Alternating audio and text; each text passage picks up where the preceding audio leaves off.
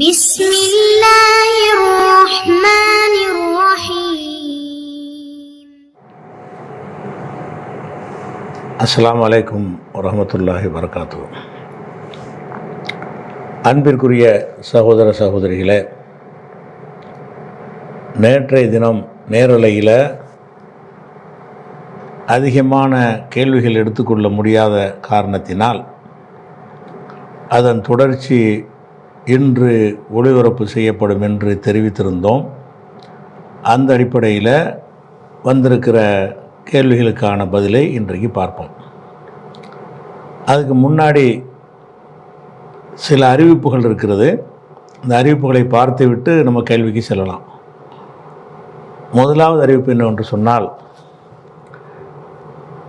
தந்தையை இழந்தவர்கள் அல்லது தாய் தந்தை இழந்த குழந்தைகள், ஆதரவற்ற சிறுவர்கள், இவர்கள்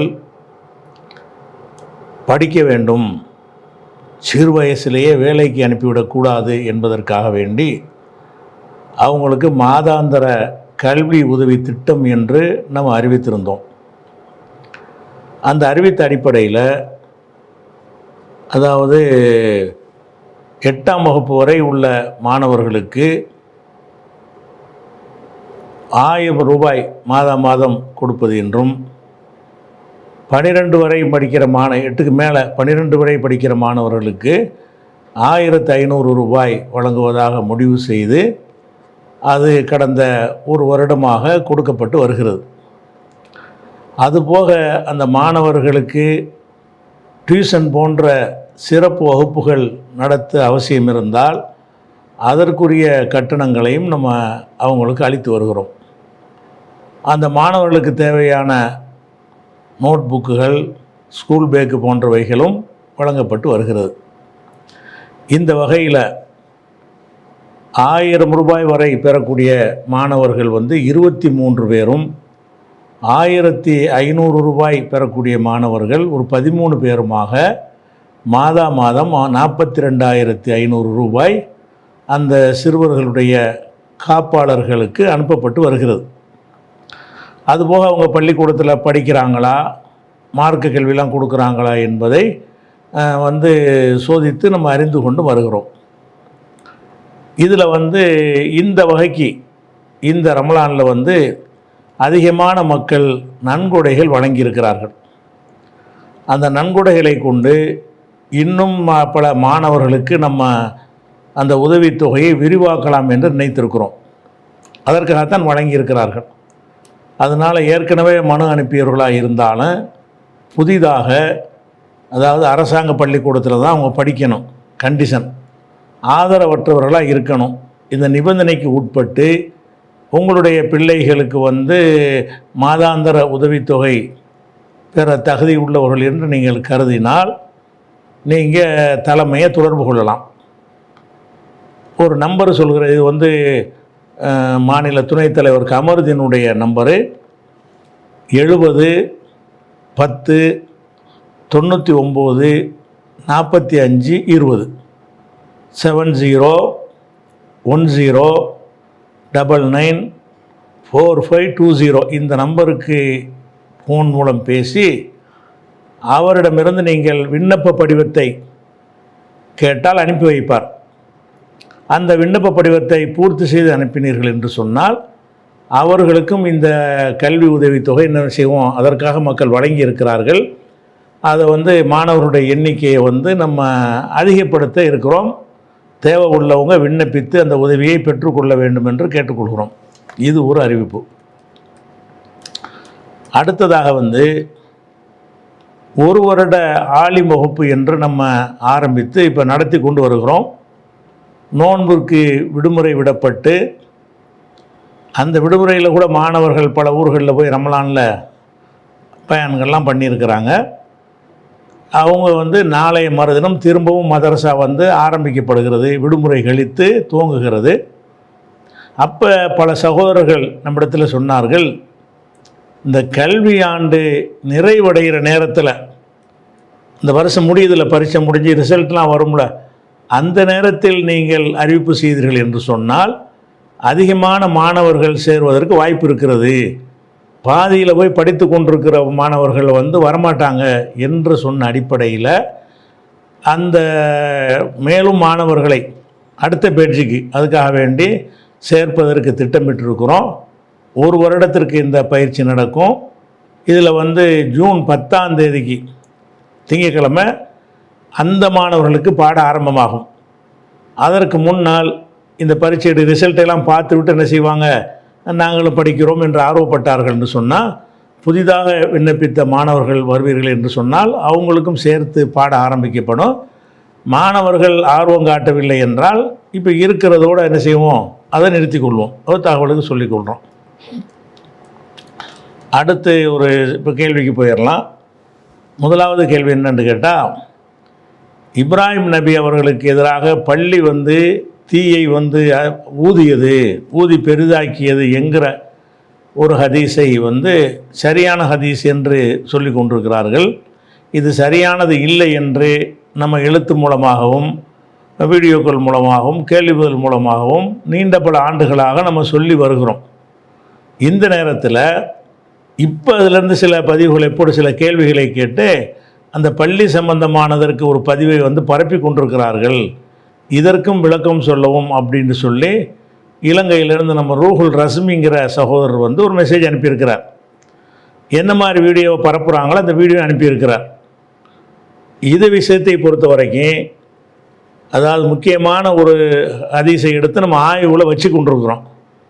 நபிகள் நாயகம் ஸல்லல்லாஹு அலைஹி வஸல்லம் அவர்கள் ஒரு பெண்ணை கடத்தி வர செய்து அவங்கள வந்து தவறாக அடைய முயற்சித்தார்கள் என்ற நச்சுக்கருத்தை தரக்கூடிய ஒரு ஹதீஸ் இருக்கிறது. அது சரியில்லை குறித்த வாதத்தை வைத்து கொண்டிருக்கிறோம். அதுக்கு எதிரான வாதங்கள் சொன்னார்கள் என்று சொன்னால் அதற்கு மறுப்பு சொல்லி கொண்டிருக்கிறோம். இந்த நேரத்தில் இதிலிருந்து டைவர்ட் பண்ணுற விதமாக வேறு வேறு விஷயங்களை பரப்புவார்கள் என்று சொன்னால் அதை நம்ம இப்போ எடுத்துக்கொள்ள மாட்டோம். இந்த ஒரு ஹதீஸ் விஷயமாக என்னென்ன அவங்களுக்கு இருக்கிறது எல்லாத்தையும் பரப்பட்டோம். எந்த ஹதீஸ் நேற்றைய தினம் சொன்னோம்ல, அந்த ஹதீஸ் சம்பந்தமாக நபிகள் நாயகம் ஸல்லல்லாஹு அலைஹி வஸல்லம் அவர்கள் ஒரு பெண்ணை கொண்டு வந்து ஒரு தோட்டத்தில் வைத்து தனியாக போய் சந்தித்தார்கள் என்ற ஒரு தவறான கருத்துடைய ஹதீஸ் இருக்குல்ல, அது சம்பந்தமாக சில மறுப்புகளை நம்ம சொல்லியிருக்கிறோம். அதில் வேறு மறுப்புகள் யாராவது இலங்கையில் இந்தியாவிலே சொல்வார்கள் என்று சொன்னால் உடனே அதை நம்ம கவனத்துக்கு கொண்டு வாங்க. அதை ஒரு சில நாட்களுக்கு அது குறித்த வாதங்கள் என்ன வருதுன்னு பார்த்து விட்டு அதற்குரிய பதிலை முடிச்சுட்டு நம்ம என்ன செய்வோம், ரெண்டாவது ஹதீஸை எடுப்போம். இப்படி பல விஷயங்களை கோர்த்து விட்டு இதெல்லாம் பதில் சொன்ன விஷயங்களை தான் பரப்புகிறாங்க. பல விஷயங்களை கோர்த்து விட்டார்கள் என்று சொன்னால் இதில் வந்து என்ன செய்யணும், டைவர்ட் ஆகி போயிடும். ஒவ்வொரு ஹதீஸாக எடுத்து முடிக்கணும்னு சொல்லி தான் நம்ம அறிவித்திருக்கிறோம். அதனால் இந்த பள்ளி சம்பந்தமாக இன்றைக்கி என்ன பரப்புனாலும் சரி, அது எத்தனாவது நம்ம அறிவிச்சோமோ அந்த ஆர்டர் பிரகாரம் என்ன செய்யும் வரும், ஒன்று விடாமல் பதில் சொல்லப்படும். அதனால் இப்போதைக்கு அதை வந்து எடுப்பது இல்லை. என்ன பண்ணாலும் இந்த ஒரு ஹதீஸு முதல் சொல்லுங்கள், ஒன்று முடிச்சு அடுத்து அதை முடிச்சு அடுத்து அந்த மாதிரி ஆர்டர் படி தான் அதை எடுத்துக்கொள்வோம் என்பதை நம்ம சொல்லியிருக்கிறோம். அடுத்ததாக நேற்று ஒரு பெரியவர் வந்து இரவு தொழுகை சம்பந்தமாக ஒரு வீடியோ போட்டிருந்தார் இல்லையா, அந்த வீடியோவை கட் பண்ணி நம்ம வந்து ஒரு பதில் சொல்லியிருந்தோம். அதில் ஒரு விஷயத்திற்கு பதில் சொல்லாமல் விட்டு விட்டீர்கள் அப்படின்னு சொல்லி முத்துப்பேட்டை இக்பாலுங்கிற சகோதரர் வந்து கேட்குறாரு. அவர் என்ன கேட்குறாருன்னா, அந்த வீடியோ நம்மளை விட்டு தான் இருக்கிறோம், அவர் சில வாதங்களை வைக்கிறாரு. அதில் ஒரு விஷயம் என்ன செய்கிறாருன்னு கேட்டால், தினசரி 8+3 நிர்ணயிக்கிறதுக்கு உங்களுக்கு என்ன அதிகாரம், அதுக்கு என்ன ஆதாரம், அதுக்குரிய 8 தான் என்பதற்குரிய அதைத்தான் செய்ய வேண்டும் என்பதற்குரிய ஆதாரத்தை காட்டுங்க என்று அவர் கேட்டிருந்தார். அதுக்கு வந்து நம்ம அந்த இதில் பதில் சொல்லலைங்கிறது இந்த சகோதரி எடுத்து காட்டினோன்னு தான் நமக்கு தெரிகிறது அவர் அதை கேட்டிருக்காருங்கிறது. அதுக்குரிய பதில் என்னன்னு கேட்டால், இவர் சொன்னதுக்காக வேண்டி நம்ம பதில் சொல்ல வேண்டியதில்லை. அதாவது தராவிங்கிற பேர்லையே ஒரு நூல் எழுதியிருக்கிறோம். அந்த நூலில் நம்ம என்ன எழுதியிருக்கோம் என்று கேட்டால், 8+3 என்பது பல வகையான எண்ணிக்கையில் வரக்கூடிய அறிவிப்புகளில் அது ஒரு அறிவிப்பு. அதை ஒன்று தான் செய்யணும் என்று கிடையாது, பல வகையாக இருக்கிறது என்று சொல்லி எல்லா விதமான ரக்காத் எண்ணிக்கையும் போட்டு இதில் எந்த ஒன்றை வேண்டுமானாலும் நம்ம செய்து கொள்ளலாம். 8+3 தான் மட்டும் நம்ம செய்யக்கூடாது. இன்னும் சொல்ல போனால் நம்ம கிளைகளுக்கு சொல்லியும் இருக்கிறோம். நீங்கள் ஒரே 8+3 சொல்லி மீதி உள்ள ஹதீஸுகளுக்கெல்லாம் அது வந்து செயல் வடிவம் கொடுக்காமல் விட்டுறாதீங்க. ஒரு நாளைக்கு இது, ஒரு நாளைக்கு இது, ஒரு நாளைக்கு இது என்று எல்லா ஹதீஸுகளையும் அமல்படுத்துங்க என்று தான் நம்ம சொல்கிறோம். அதில் அவர் கரெக்டாக தான் கேட்குறாரு. ஆனால் அவர் கேட்குறதுக்கு முன்னாடி நாமளும் இதை சொல்லிக்கிட்டோம். 8+3 என்பது மட்டும் நம்ம சொல்லவே இல்லை. ஆனால் நடைமுறையில் நம்முடைய மர்க்கஸுகளில் வந்து தௌஹீத் மர்க்கஸுகளில் எல்லா ஊர்லேயும் 8+3 தான் தொழுகிறார்கள் என்பதை நம்ம மறுக்க மாட்டோம். அப்படி தான் செய்கிறாங்க. ஆனால் கொஞ்சம் மாற்றணும். அதை தான் செய்யணும்னு ஒன்றை மட்டும் செய்கிறீங்க. அவர் கேட்கத்தானே செய்கிறாரு. அவர் கேட்குறதுக்கு முன்னாடி நம்ம சொல்லியும் இருக்கிறோம். அதனால பலவிதமான ஹதீஸ்கள் வருகிறது. அப்போ ஒரு நாளைக்கு உள்ள ஒரு ஹதீஸை என்ன செய்யலாம், அமுல்படுத்தணும்னு சொன்னால் எத்தனை வகையாக அந்த இரவு தொழுகை இருக்கிறதோ அது பற்றிய நாலேஜ் மக்களுக்கு வரும். எல்லா விதமான ரக்காத்துகளையும் நம்ம தொழுது நடைமுறைப்படுத்தின ஒரு நன்மையும் கிடைக்கும் என்பது தான் அதுக்குரிய பதில். 8+3 தான் என்று நாங்கள் பிடிவாதம் பிடிக்கலை, கொள்கை ரீதியாக பிடிவாதம் பிடிக்கலை. ஆனால் இந்த பெரியவர் கேட்குற மாதிரி எல்லா பள்ளிகள்லையும் இதை ஒன்றை மட்டும் செய்கிறாங்க. அது என்ன செய்யணும்னா, அந்த எத்தனை வகையான ரக்காத்து இருக்குது என்று ஆதாரம் கிடைக்கிறதோ அந்த இரவு தொழுகைங்கிற தலைப்பில் உள்ள ஆர்டிக்கலில் இருக்கிறது. தராவி தொழுகைங்கிற புத்தகத்திலையும் என்ன செய்து இந்த எத்தனை வகையாக தொழுதாங்கன்ற நம்பர் இருக்கிறது. அதை எல்லாம் அமுல்படுத்துங்க என்பதை நம்ம என்ன செய்கிறோம், மீண்டும் ஒருக்காக கோரிக்கையாக வைத்துக் கொள்கிறோம். அடுத்ததாக வந்து இப்போ இந்த தேர்தல் வந்துச்சு இல்லையா, இந்த தேர்தல் வரும்போது அது ஓட்டு போடணும், அது ஒரு மார்க்கத்தினுடைய கடமை அப்படிங்கிற மாதிரி சில பதிவுகளை போட்டாங்க. அது அப்போவே அதுக்கு சொல்லி இருக்கலாம் ஓட்டு போடுறதுக்கு முன்னாடி. அப்போ வந்து சரியாக புரிஞ்சுக்கிற மாட்டாங்க. அதனால் இப்போ வந்து அது மார்க்கத்தோடு சம்பந்தப்படுத்தி ஒரு பதிவுகள் போட்டிருக்கிற காரணத்தினால அதற்கான விளக்கத்தை மட்டும் நம்ம இப்போதைக்கு சொல்லிக்கொள்கிறோம். இந்த இமேஜை பாருங்கள், இதான் இமேஜ். அதுக்கு உள்ள இமேஜ் என்னென்னு கேட்டால், இஸ்லாத்தின் பார்வையில் ஓட்டு போடாமல் இருப்பது ஹராமாகும். ஒரு முஃப்தி சொல்லியிருக்கிறாரு, அதாவது இஸ்லாத்தின் பார்வையில் ஓட்டு போடாமல் இருந்தீங்கன்னா ஹராமு. இவர் சொன்னவர் யாருன்னா முஃப்தி தக்கி உஸ்மானி அவர்கள் கூறினார்கள். சரி, எதை வச்சு ஹராம்ங்கிறாரு என்று கேட்டால், ஷரியத்துடைய பார்வையில் ஓட்டு போடுவதானது சாட்சி சொல்வதை போன்றதாகும். பொய் சாட்சி சொல்வது ஹராமாக இருப்பது போல தேவையான நேரத்தில் சாட்சியை சொல்லாமல் மறைப்பதும் ஹராமாகும் அப்படின்னு சொல்லிட்டு நூல் ஃபிக்ஹி மகாலத்தி ஓட்கி இஸ்லாமி ஹைசியத் உருது கிதாபு போல் இருக்குது. உருது நூல் ஆதாரம் காட்டி என்ன செஞ்சுருக்கிறாரு, ஒரு முஃப்தி வந்து இந்த ஒரு இமேஜை அவர் சொல்லியிருக்கிறாரு. அதை தமிழாகவும் ஆக்கி இது எல்லா பக்கம் பரப்புனாங்க. நீங்கள் ஓட்டு போடுறது வந்து நம்மளுடைய பாதுகாப்புக்காக இன்றைக்கி தேவை. நம்ம வாழ்கிற நாட்டில் வந்து நம்மளை அழித்து நாசமாக்குற சக்திகளிடமிருந்து தப்பித்துக் கொள்வதற்காக குறைந்த தீமை வரக்கூடியதை ஆதரிக்கிறோம் என்பது வந்து நம்ம சுய பாதுகாப்புக்காக வேண்டி நாம் எடுத்துக்கொள்ளக்கூடிய முடிவு என்கிற வகையில் ஓட்டு போடணும்னு சொல்கிறது சரி. ஆனால் இவர் என்ன செய்கிறாருன்னு கேட்டால், ஓட்டு போடாமல் ஹராமுங்கிறார். ஹராம்னு சொன்னால் அதுக்கு வந்து அல்லாஹ் கேள்வி கேட்பான் அப்படிங்கிற ஒரு மறுமையில் தண்டனை இருக்குங்கிற ஒரு வாதத்தை அவர் வைக்கிறார். அதுக்கு என்ன ஆதாரம் கேட்டுறாருன்னு கேட்டால், சாட்சி சொல்வது மாதிரி ஓட்டு போடுறதுங்கிறார். ஓட்டு போடுறதும் சாட்சி சொல்வதும் ஒன்றா? சாட்சி சொல்வது வந்து ஏற்கனவே நடந்ததை பற்றிய உண்மையை தெரிவிக்கிறதுக்கு பேர் சாட்சி. சாட்சி வந்து நடக்கிறதுக்கு எவனும் சாட்சி சொல்ல மாட்டான். நாளைக்கு இவர் கொல்லுவார் அப்படின்னு சாட்சி சொல்லலாமா? நேற்று இவர் கொன்றாருன்னு சாட்சி சொல்ல முடியும். சாட்சியுடைய முதல் அர்த்தம் என்னது? சாட்சி என்பது நடந்து முடிந்தவைகளில் எது உண்மை என்று நம்ம அறிந்திருக்கிறோமோ அதை சொல்வதற்கு பேர் சாட்சி. ஓட்டு போடுறது சாட்சி மாதிரிங்கிறார் அவர். எப்படி கம்பேர் பண்ணுறதுக்கு சம்மந்தமே இல்லை. ஓட்டு போடுவது வந்து சாட்சிக்கு சம்மந்தமே இல்லை. இது என்னன்னு கேட்டால், இனிமேல் என்ன செய்யலாம் என்று எடுக்கிற ஒரு முடிவு. ஓட்டு என்பது நாளைக்கு எவன் ஆள வேண்டும் என்று நம்ம எடுக்கிற ஒரு முடிவு தானே தவிர நடந்ததில் உள்ள உண்மையை கொண்டு வந்து சொல்வது அல்ல. அப்போ சாட்சி சொல்வதை கொண்டாந்து சம்பந்தப்படுத்தி சாட்சி சொல்வது கட்டாய கடமை அப்படின்னா எந்த சம்பவத்துக்கு நீ சாட்சி சொல்கிறீங்க இதில் ஓட்டு போடுறதில்ல? அதுபோக சாட்சியத்தில் வந்து பெரும்பான்மை சிறுபான்மைக்கு வேலை கிடையாது, உண்மைதான். இதில் என்னன்னு கேட்டால், நிறைய பேர் ஆதரித்தாலும் ஜெயிச்சிருவார், அது உண்மையாயிரும். கொஞ்சம் பேர் ஆதரித்தாருன்னா தோற்று போயிடுவாங்க அவங்க. அப்போ அதிக எண்ணிக்கையின் அடிப்படையில் ஒரு முடிவை எடுப்பதும் உண்மையின் அடிப்படையில் ஒரு தீர்ப்பு வழங்குவது ரெண்டு ஒன்றா? சாட்சிங்கிறது என்னது? உலகமே சேர்ந்துக்கிட்டு இவர் நல்லவர்னு சொன்னாலும் ரெண்டு பேர் நான் கெட்டவனை கண்ணால் பார்த்தேன்னு சொல்லிவிட்டு அதைத்தானே எடுத்துக்கிடுவோம்.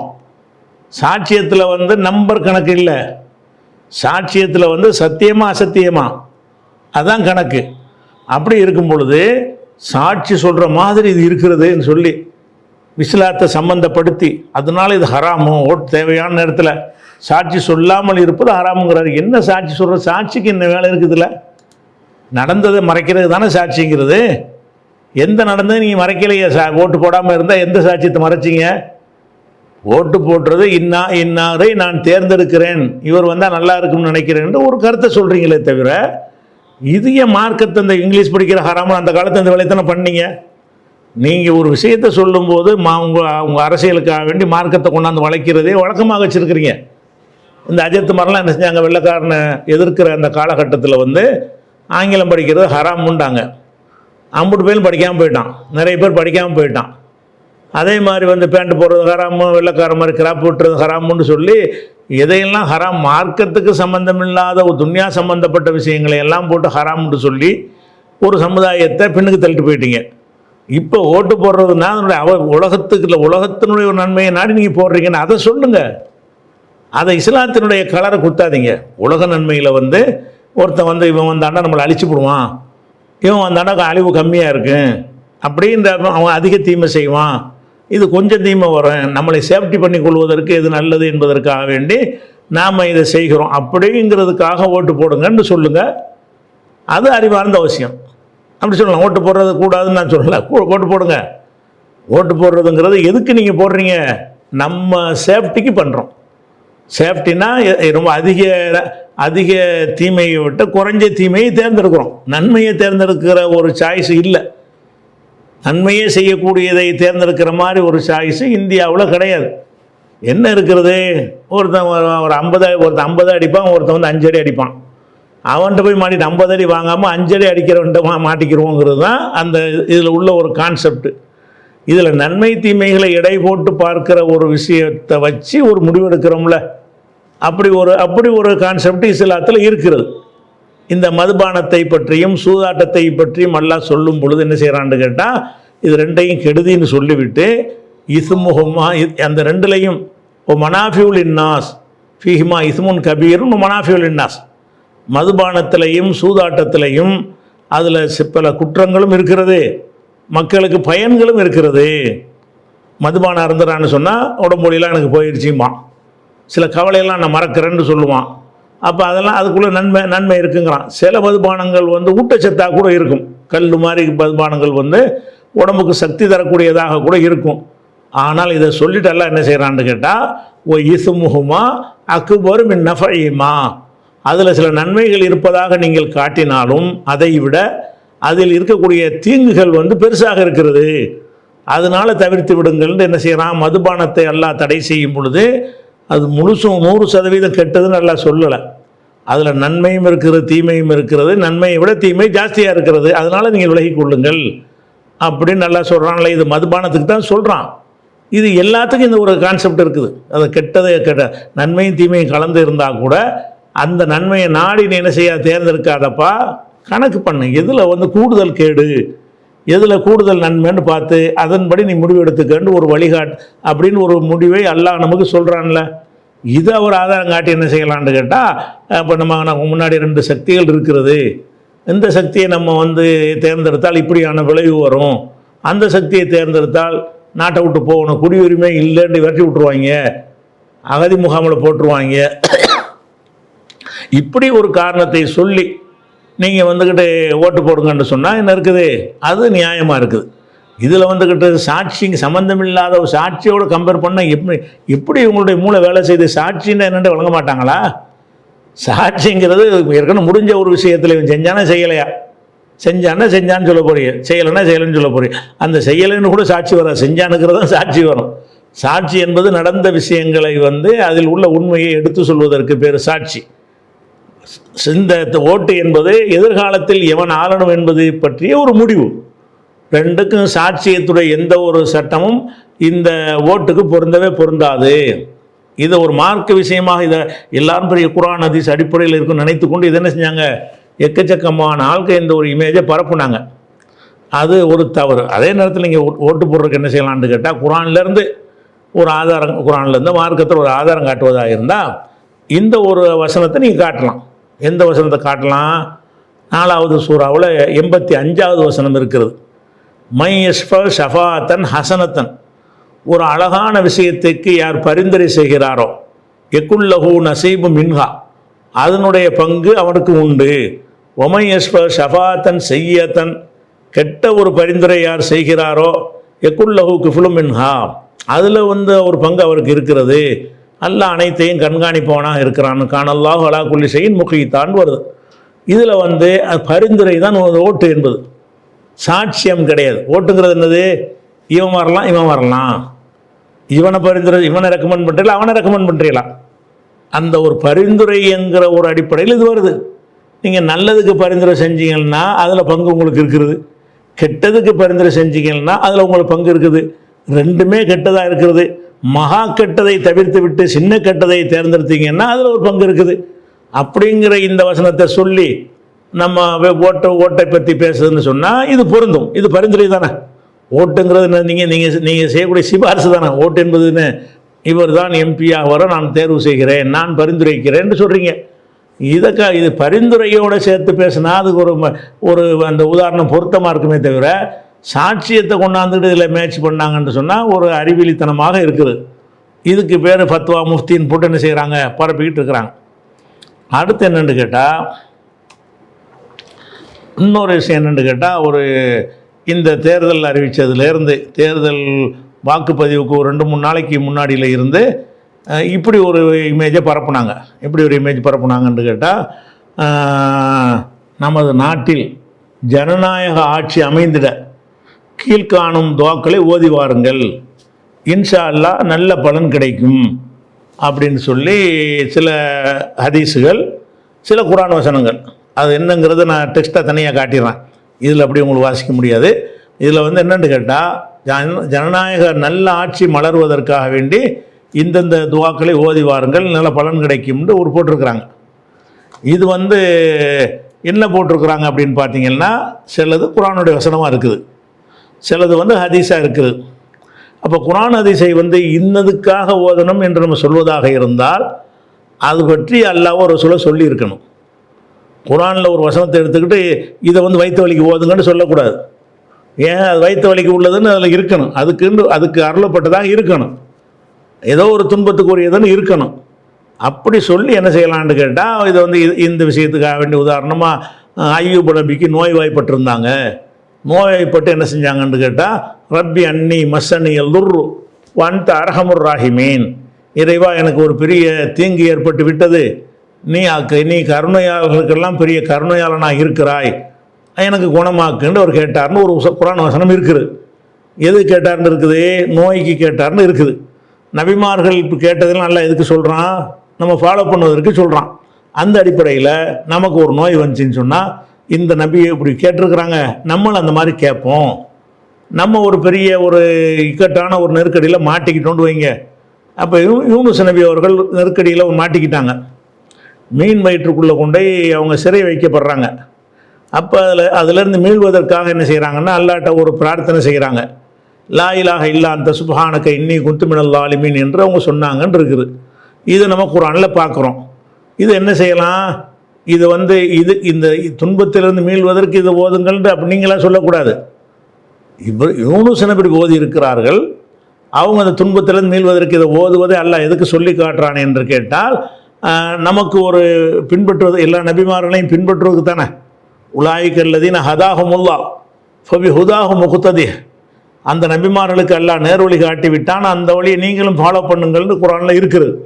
அந்த ஒரு அடிப்படையில் அந்த சூரா அந்த இதை ஒருத்தன் ஓதுனான்னு வைங்க, அது செய்யலாம். குர்ஆனுடைய வசனத்தை எதுக்காக அதை ஓதினார் என்று சொல்லப்படுகிறதோ அதுக்கு நீங்கள் என்ன செய்யலாம், அதை ஓதிக்கலாம். ஏன்னுட்டா அதைத்தான் அது சொல்லுது.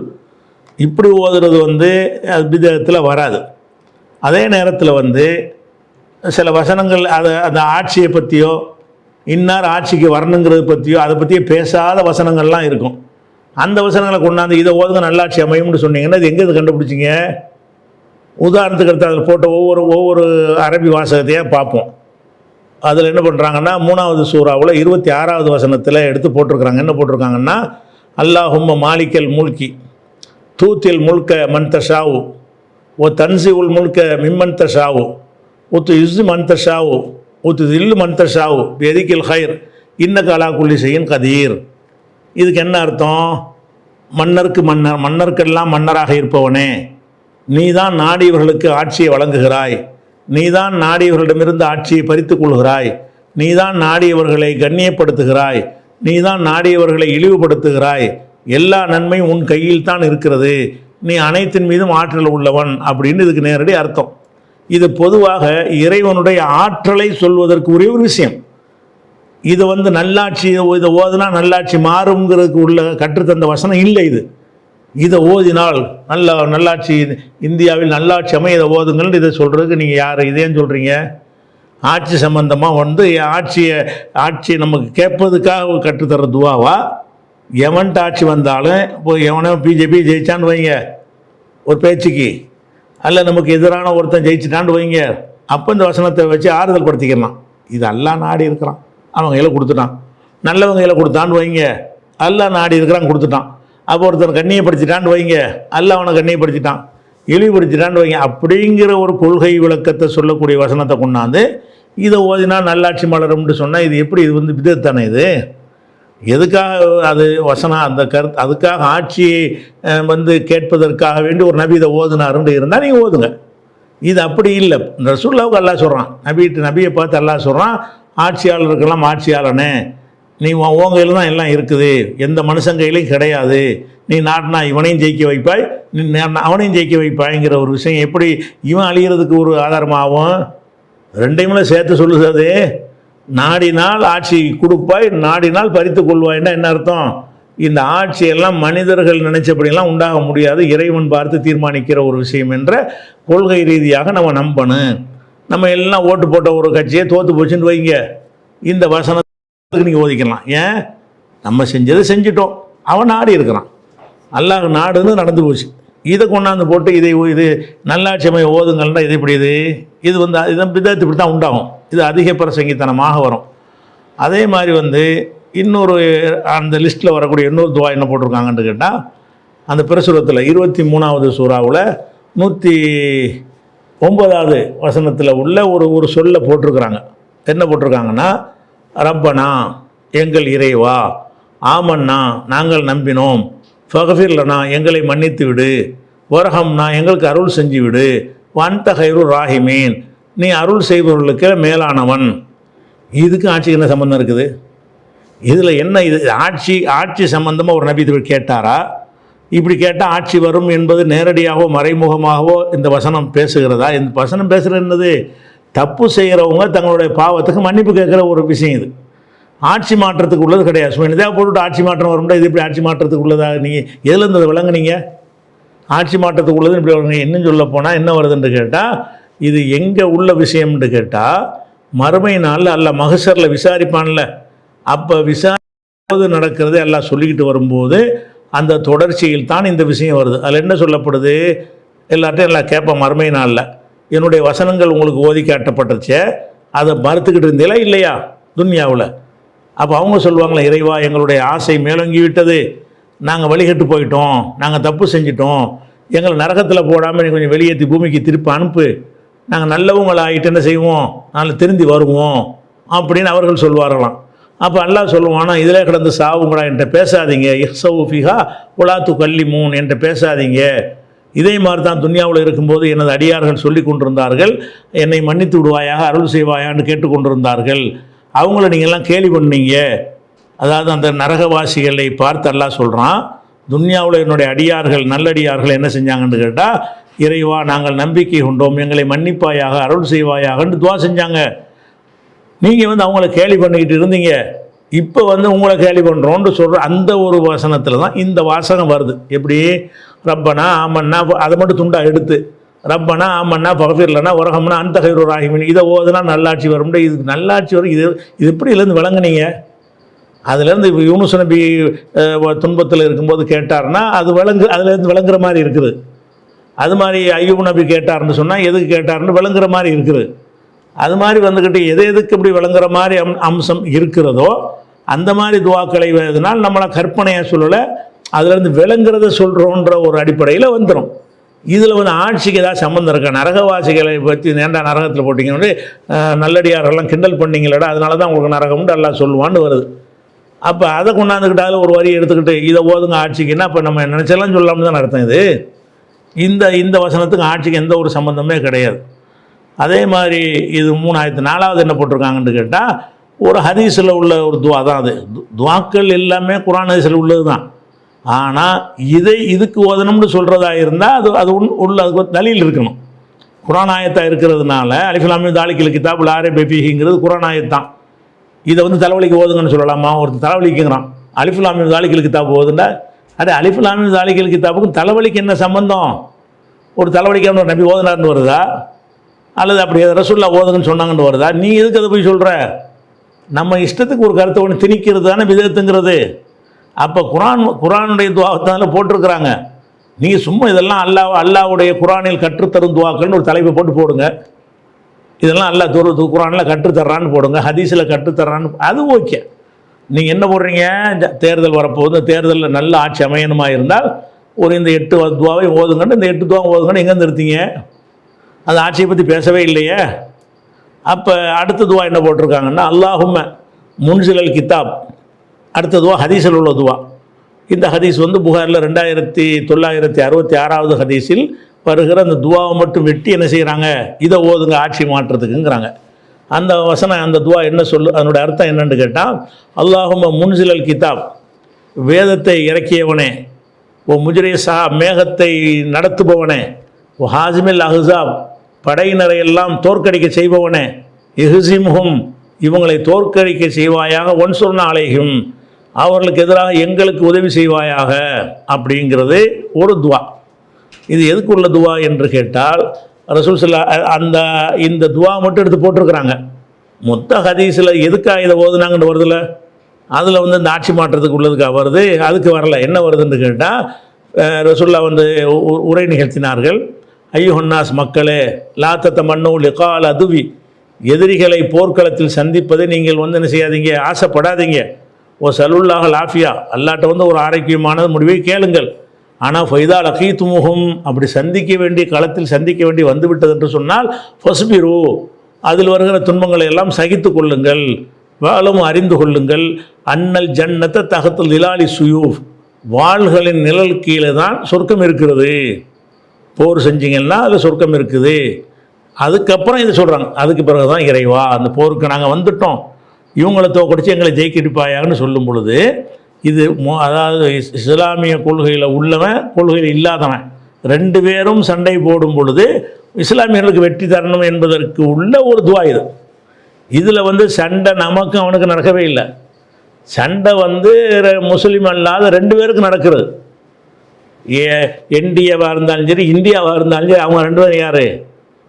இவனாக இருந்தாலும் அவனாக இருந்தாலும் அதில் நமக்கு என்ன சம்பந்தம்? நம்ம குறைந்த தீமையிலிருந்து இவன் பரவாயில்லைன்ட்டு ஆதரிக்கிற நிலையில் இருக்கிறமே தவிர, இது என்னமோ நம்மெல்லாம் என்டிஏங்கிறது முஸ்லீம்களுடைய குரூப் மாதிரியும், அவன் இந்தியாங்கிறது முஸ்லீம்களுடைய அணி மாதிரியும் என்டிஏ அப்படி சித்தரிச்சுக்கிட்டு என்ன செய்கிறாங்க? இந்த துவா இதுக்கு என்ன சம்பந்தம் இருக்குது? போர்க்களத்தில் முஸ்லீம்களுக்கு எல்லாம் வெற்றியை கொடுக்க சொல்லி கேட்க சொல்கிறான். இதில் முஸ்லீம் அல்லாதவனுக்குரிய சண்டையாக தேர்தல் நடக்குது. 2 முஸ்லீம் அல்லாதவர்களுக்கு மத்தியில் நடக்கிற ஒரு தேர்தல். அதில் குறைந்த தீமையை தேர்ந்தெடுக்கிற ஒரு வாய்ப்பு தரப்படுதுன்னா அதை பயன்படுத்திக்கிறோம் நம்முடைய நன்மைக்கு, உலகத்து நன்மைக்காக வேண்டி. அதுக்கு இந்த ஹதீஸை கொண்டாந்து அதுக்கு உதவ சொல்கிறீங்க, அது மாதிரி இருக்குது. அதே மாதிரி இன்னொரு 60வது சூறாவில் 5வது வசனத்தை அதில் போட்டிருக்கிறாங்க. அதில் உள்ள ஒரு சின்ன தூணுக்கு என்ன போட்டிருக்காங்க? ரப்பனா எங்கள் இறைவா, லா தஜால்னா ஃபித்னத்தன் லில்லதீன கஃபரு, எங்களை காஃபிர்களுக்கு ஒரு சோதனையாக எங்களை ஆக்கிவிடாதே. வஃபிர்லனா எங்களை மன்னிப்பாயாக. ரப்பனா இன்னக்க அந்தல் அசீசுல் ஹக்கீம், நீதான் மிகைத்தவன் ஞானமிக்கவன் அப்படிங்கிற ஒரு துவாவை எல்லாம் சொல்லி தருகிறான். அந்த துவாவை எடுத்து போட்டு என்ன செய்கிறாங்கன்னு கேட்டால் அவங்களுக்கு எங்களை சோதனை ஆக்கி விடாதே அப்படிங்கிறது வருது. இதில் வேண்டாம் என்ன செய்யுதுன்னு கேட்டால் அவங்க காஃபிருக்கு எங்களை ஒரு சோதனை கூட ஆக்கிறாதேன்னு கேட்குறது அது ஒரு துன்பம் தரக்கூடிய ஒரு ஆட்சியை தந்துடாதேங்கிற கருத்து அந்த வாசகத்திலிருந்து வருகிறது. ஆனாலும் கூட இது எதுக்காக உள்ள விஷயம்னு கேட்டால் இப்ராஹிம் நபி அவர்களை பற்றி பேசக்கூடிய ஒரு வசனத்துடைய தொடர்ச்சியில் இது வருகிறது. அல்லாஹ் என்ன செய்கிறேன்னா, இப்ராஹிம் நபி இடத்துல உங்களுக்கு அழகான முன்மாதிரி இருக்கிறது. இப்ராஹிம் நபியை ஏற்றுக்கொண்ட மூமின்கள் இருந்தாங்கல்ல, அவங்கள்ட்ட முன்மாதிரி இருக்கிறது. எதில் முன்மாதிரி இருக்கிறதுன்னு கேட்டால் அவங்க தங்களுடைய சமுதாயத்தில் போய் சொன்னார்கள். என்ன சொன்னார்கள்? இன்னா புராவு மின்கும், நாங்கள் உங்களை விட்டு விலகி கொண்டோம். ஓ மிம்மா தாபுதூனம் இந்தூன் இல்லா, அல்லாவை விட்டு நீங்கள் யாரை வணங்குகிறீர்களோ அவர்களை விட்டும் நாங்கள் விலகி கொண்டோம். கஃபர்னா பிக்கும், உங்களை நாங்கள் நிராகரிக்கிறோம். ஓ பதா பைனனா பைனக்கும் அதாவத்து, உங்களுக்கும் எங்களுக்கும் பகைமை வெளிப்பட்டு விட்டது. ஒரு பகலாவு அபதன், எப்போதுமே உங்களுக்கும் எங்களுக்கும் பகைமையும் வெறுப்பும் உண்டாகிவிட்டது. ஹத்தா துமினு பில்லாஹி வஹதா, அல்லாவை மட்டும் நீ ஏற்றுக்கிற வரைக்கும் உனக்கு எனக்கு சங்காத்தம் கிடையாது என்று இப்ராஹிம் நபி சொன்னாங்களே, அதில் உங்களுக்கு முன்மாதிரி இருக்கிறதுன்னு ஆரம்பிச்சுட்டு தான் இந்த துவாவை எல்லாம் சொல்லித்தர்றான். இதுலேருந்து ஒன்று கேட்டால், நீங்கள் இஸ்லாத்தில் சமரசம் பண்ணாதீங்க, இஸ்லாம் அல்லாத கொள்கையெல்லாம் இஸ்லாமிய கொள்கை மாதிரி நினச்சிடாதீங்க, நீ வேறு நான் வேறு தாண்டாண்ட போல்ட்டா சொல்லுங்கன்னு சொல்லிட்டு தான் இந்த மாதிரி அவங்களுக்கு சோதனை எறிவு ஆக்கிறாதுன்னு சொல்கிறான். இது ஆட்சி மாற்றத்தை பற்றி பேசுகிற ஒரு விஷயமே இல்லை, ஆனால் இதை கொண்டாந்து போட்டிருக்கிறாங்க அதில். அதே மாதிரி இன்னும் 10வது சூறாவில் 86வது வசனத்தில் உள்ள ஒரு துவாவையும் போட்டிருக்கிறாங்க. அலல்லாஹி தவக்கல்னா, நாங்கள் அல்லா மேலே தவக்கல் வைத்திருக்கிறோம். ரப்பனா லா தஜால்னா ஃபித்னதில் கோமில் ஆலிமீன், ஒரு அநியாயக்கார கூட்டத்துக்கு எங்களை சோதனை ஆக்கிறாதே. ஓ நஜ்ஜினா பி ரஹமத்திக்கு மினல் கோமில் காஃபிரீன், காஃபிரான கூட்டத்தை விட்டும் எங்களை பாதுகாத்திரு அப்படின்னு சொல்லக்கூடிய ஒரு விஷயம். இதுவும் போருக்கு சம்மந்தப்பட்டதான் வருது. இருந்தாலும் இதில் என்ன செய்யுதுன்னு கேட்டால், இது மூசா நபி தன்னுடைய சமுதாயத்துக்கு சொல்கிறாங்க, என்னுடைய சமுதாயமே நீங்கள் அல்லா மேலே நம்பிக்கை வச்சுருந்தீங்கன்னு சொன்னால், நீங்கள் முஸ்லீம்களாக இருந்தால் அவன் மீது நம்பிக்கை வைங்க அப்படின்னு சொன்னோன்னா, அந்த மூசா நபியுடைய உம்மத்தெல்லாம் என்ன சொல்கிறாங்கன்னு கேட்டால், இறைவா நாங்கள் உன் மீது நம்பிக்கை வச்சுருக்கிறோம், எங்களுக்கு கருணை செய்வாயாக, இந்த காஃபிர்களுடைய துன்பத்திலிருந்து எங்களை காப்பாற்றுவாயாகன்னு மூசா நபி சமுதாயம் கேட்டாங்கன்னு வருது. இந்த எலெக்ஷன் ஒரு துன்பத்திலிருந்து பாதுகாக்கிற ஒரு தன்மை இருக்கிறதுனால இந்த அர்த்தம் பொருத்தமானதுன்னா கேட்கலாம், நீங்களாக கேட்டுக்கலாம். இந்த இடத்துல அல்லாஹ் அநியாயக்கார கூட்டத்திலிருந்து பாதுகாக்க சொல்லி அல்லாஹ் கற்றுத்தர்றான். மூசா நபி உம்மத்து கேட்டிருக்கிறாங்க, நம்மளும் ஒரு அநியாயக்கார கூட்டத்துக்காரன் தான் ஆட்சிக்கு வர துடிக்கிறான், அவன்கிட்ட நம்மளை பாதுகாப்பு தேடுவதற்கு உள்ள அர்த்தம் தருதுன்னு இதை விலக்கி இதுக்கு சும்மா காரணத்தோடு சொல்லி, இது மூசா நபி அவங்களுடைய உம்மத்துகள் ஓதியதாக எல்லாம் எடுத்து காட்டுறான்னு சொன்னால், இது ஒன்று தான் அதுக்கு பொருத்தமாக இருக்குது, துன்பத்திலிருந்து பாதுகாப்பு தேடுற மாதிரி இருக்குது. அதே மாதிரி குகைவாசிகள் போய் ஒரு இதில் மாட்டிக்கிடுவாங்க இல்லையா, அந்த கொடுமையிலேருந்து தப்பிச்சு ஒரு குகைக்கு வந்துடுவாங்க. அப்போ அந்த குகையில் இருந்துட்டு அவங்க துவா செய்வாங்க, ரப்பனா ஆத்தினா மில்லதுனுக்கு ரஹமா, உன் புறத்திலிருந்து எங்களுக்கு அருளை வழங்குவாயாக, ஓ ஹையல நாமின் நம்பரினா ரசதா, எங்களுடைய காரியங்களில் நேர்வழி எங்களுக்கு சித்தப்படுத்துவாயாகன்னு அவங்க துவா செஞ்சாங்கன்னு எல்லாம் காட்டுறான். இதில் என்னென்னு கேட்டால், இறைவா உன்னுடைய ரஹமத்தை கொடுத்துரு, எங்களை துன்பத்திலேருந்து காப்பாற்று. இப்போ ஒரு துன்பமான நிலையில் நம்ம இருக்கிறோமா, அந்த குகைவாசிகளுடைய நிலையில் நம்ம இருக்கிறோம் என்று சொன்னால் இது ஒரு பாதுகாப்புக்காக சேர்ந்தால் அர்த்தம் சரியாக இருக்குது. ஆனால் இது என்ன செய்யணும், இந்த மாதிரி குகைவாசிகள் ஓதினார், நீங்கள் உங்கள் இஷ்டத்துக்கு இதை ஓதுங்க தேர்தல்னு வரக்கூடாது, தேர்தலை தான் சொல்லுதுன்னு ஒருத்தன் விளங்கிடுவான். அது தேர்தலுக்கு சொன்னது கிடையாது.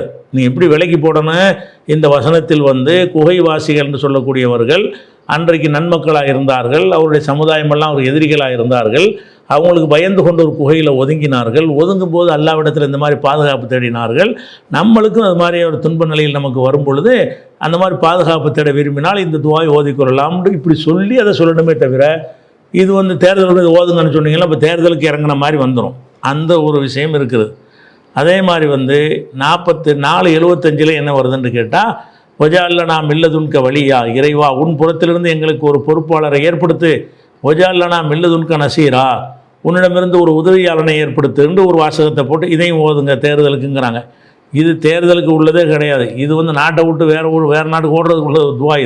இது எதுக்குள்ள துவா, 4வது சூறாவில் 75 வசனத்தில் மாலக்கும் லா துகாத்திலுன ஃபீ சபீலில்லா, மதீனாவில் உள்ள முஸ்லீம்களை பார்த்து அல்லாஹ் சொல்லுகிறான், மக்காவில் உள்ளவங்க துன்பப்படுத்திக்கிட்டு இருக்கிறாங்க, அவங்களுக்காக நீங்கள் போராடாமல் உட்காந்துட்டு இருக்கிறேன்னு கேட்குறான். மாலக்கும் லா துகாத்திலுன ஃபீ சபீலில்லா, அல்லாவின் பாதையில் ஏன் போராடாமல் இருக்கிறீர்கள், ஒல் முஸ்தலாஃபீன மினர் ரிஜாலி ஒல் நிசாய் ஒல் வில்தான் இல்லதீன யக்கூலுன ரப்பனா அஹ்ரிஜ்னா மின் ஹாதிஹில் கரியத்தில் லாலிம் அஹ்லுஹா, இந்த அநியாயக்கார ஊரை விட்டு அல்லாஹ் எங்களை வெளியேற்றிருன்னு கேட்டுக்கொண்டிருக்கிறார்களே, அந்த சிறுவர்களுக்காக, பலவீனர்களுக்காக, அந்த பெண்களுக்காக ஏன் நீங்கள் போராடாமல் இருக்கிறீர்கள். மேலும் அவர்கள் கேட்கிறார்கள், எங்களுக்கு உதவியாளனை ஏற்படுத்தி என்று கேட்கிறார்கள் அப்படின்னு வருது. அப்போ அந்த மக்காவில் உள்ள மதீனாவில் உள்ள மக்காவில் உள்ள முஸ்லீம்கள் என்ன கேட்டாங்கன்னா, யாரெல்லாம் இங்கேருந்து தப்பிச்சு எங்கிட்டாவது ஓடுவதற்கு நீ உதவி செய்யன்னு கேட்டாங்க. நம்ம அப்படி அதுக்காக கேட்குறோம், ஓட்டு போடுறது இங்கே இருப்பதற்கு ஓட்டு போடுறோம். அவங்க கேட்ட துவா இங்கேருந்து எங்கிட்ட நல்ல இடத்துக்கு கூட்டிகிட்டு போயிருங்கிறதுக்கு ஓட்டு கேட்டது, அது அந்த விஷயத்தை சொல்லக்கூடியதாக இருக்கிறது. இதை கொண்டாந்து அடுத்து நல்லாட்சி அமைவதற்குன்னு போட்டோம்னு சொன்னால், குர்ஆனுடைய வசனம் தான். குர்ஆனுடைய வசனத்தை வந்து நம்ம இஷ்டத்துக்கு வளைக்கக்கூடாது இல்லையா? அதே மாதிரி 3வது சூரா 173வது வசனத்தில் ஹஸ்புனல்லாஹு நிஅமல் வக்கீல், அல்லாஹ் எங்களுக்கு போதுமானவன், அவனே சிறந்த பொறுப்பாளன் அப்படின்ற ஒரு வசனம் இருக்குது. இது நல்லடியார்கள் சொன்னதாக இருக்குது. இது வந்து பொதுவாக அது அதாவது எப்படி வருதுன்னு கேட்டால், மக்கள்லாம் உங்களுக்கு எதிராக திரண்டு விட்டார்கள், நீங்கள் பயந்து ஒழுங்காக இருந்துக்கிறங்கன்னு சில எச்சரிக்கை பண்ணும் பொழுது அப்போ என்ன செஞ்சாங்க, நல்லடியார்கள்லாம் போங்கடா, மக்கள்லாம் திரண்டா எங்களுக்கு என்னடா, எங்களுக்கு அல்லாஹ் போதுமானவன் என்றவர்கள் சொன்னார்கள். இது நல்ல வார்த்தை. அதுக்கு அந்த மாதிரி துன்பத்துக்கு இதை சொல்லலாம்னு இருக்குது. அப்போ இது வரைக்கும் நம்ம ஒரு நமக்கு துன்பத்துக்கு நமக்கு எல்லாம் ஒன்றா சேர்றாங்க நம்மளை அழிக்கிறதுக்காக வேண்டி, இந்த நேரத்தில் எந்த ஒரு சக்தியும் நம்மளை காப்பாற்ற இயலாது, அல்ல தான் நமக்கு போதுமானவன் அப்படின்னு சொல்வதுக்கு இதை சொல்ல ஒரு மீனிங் இருக்குது.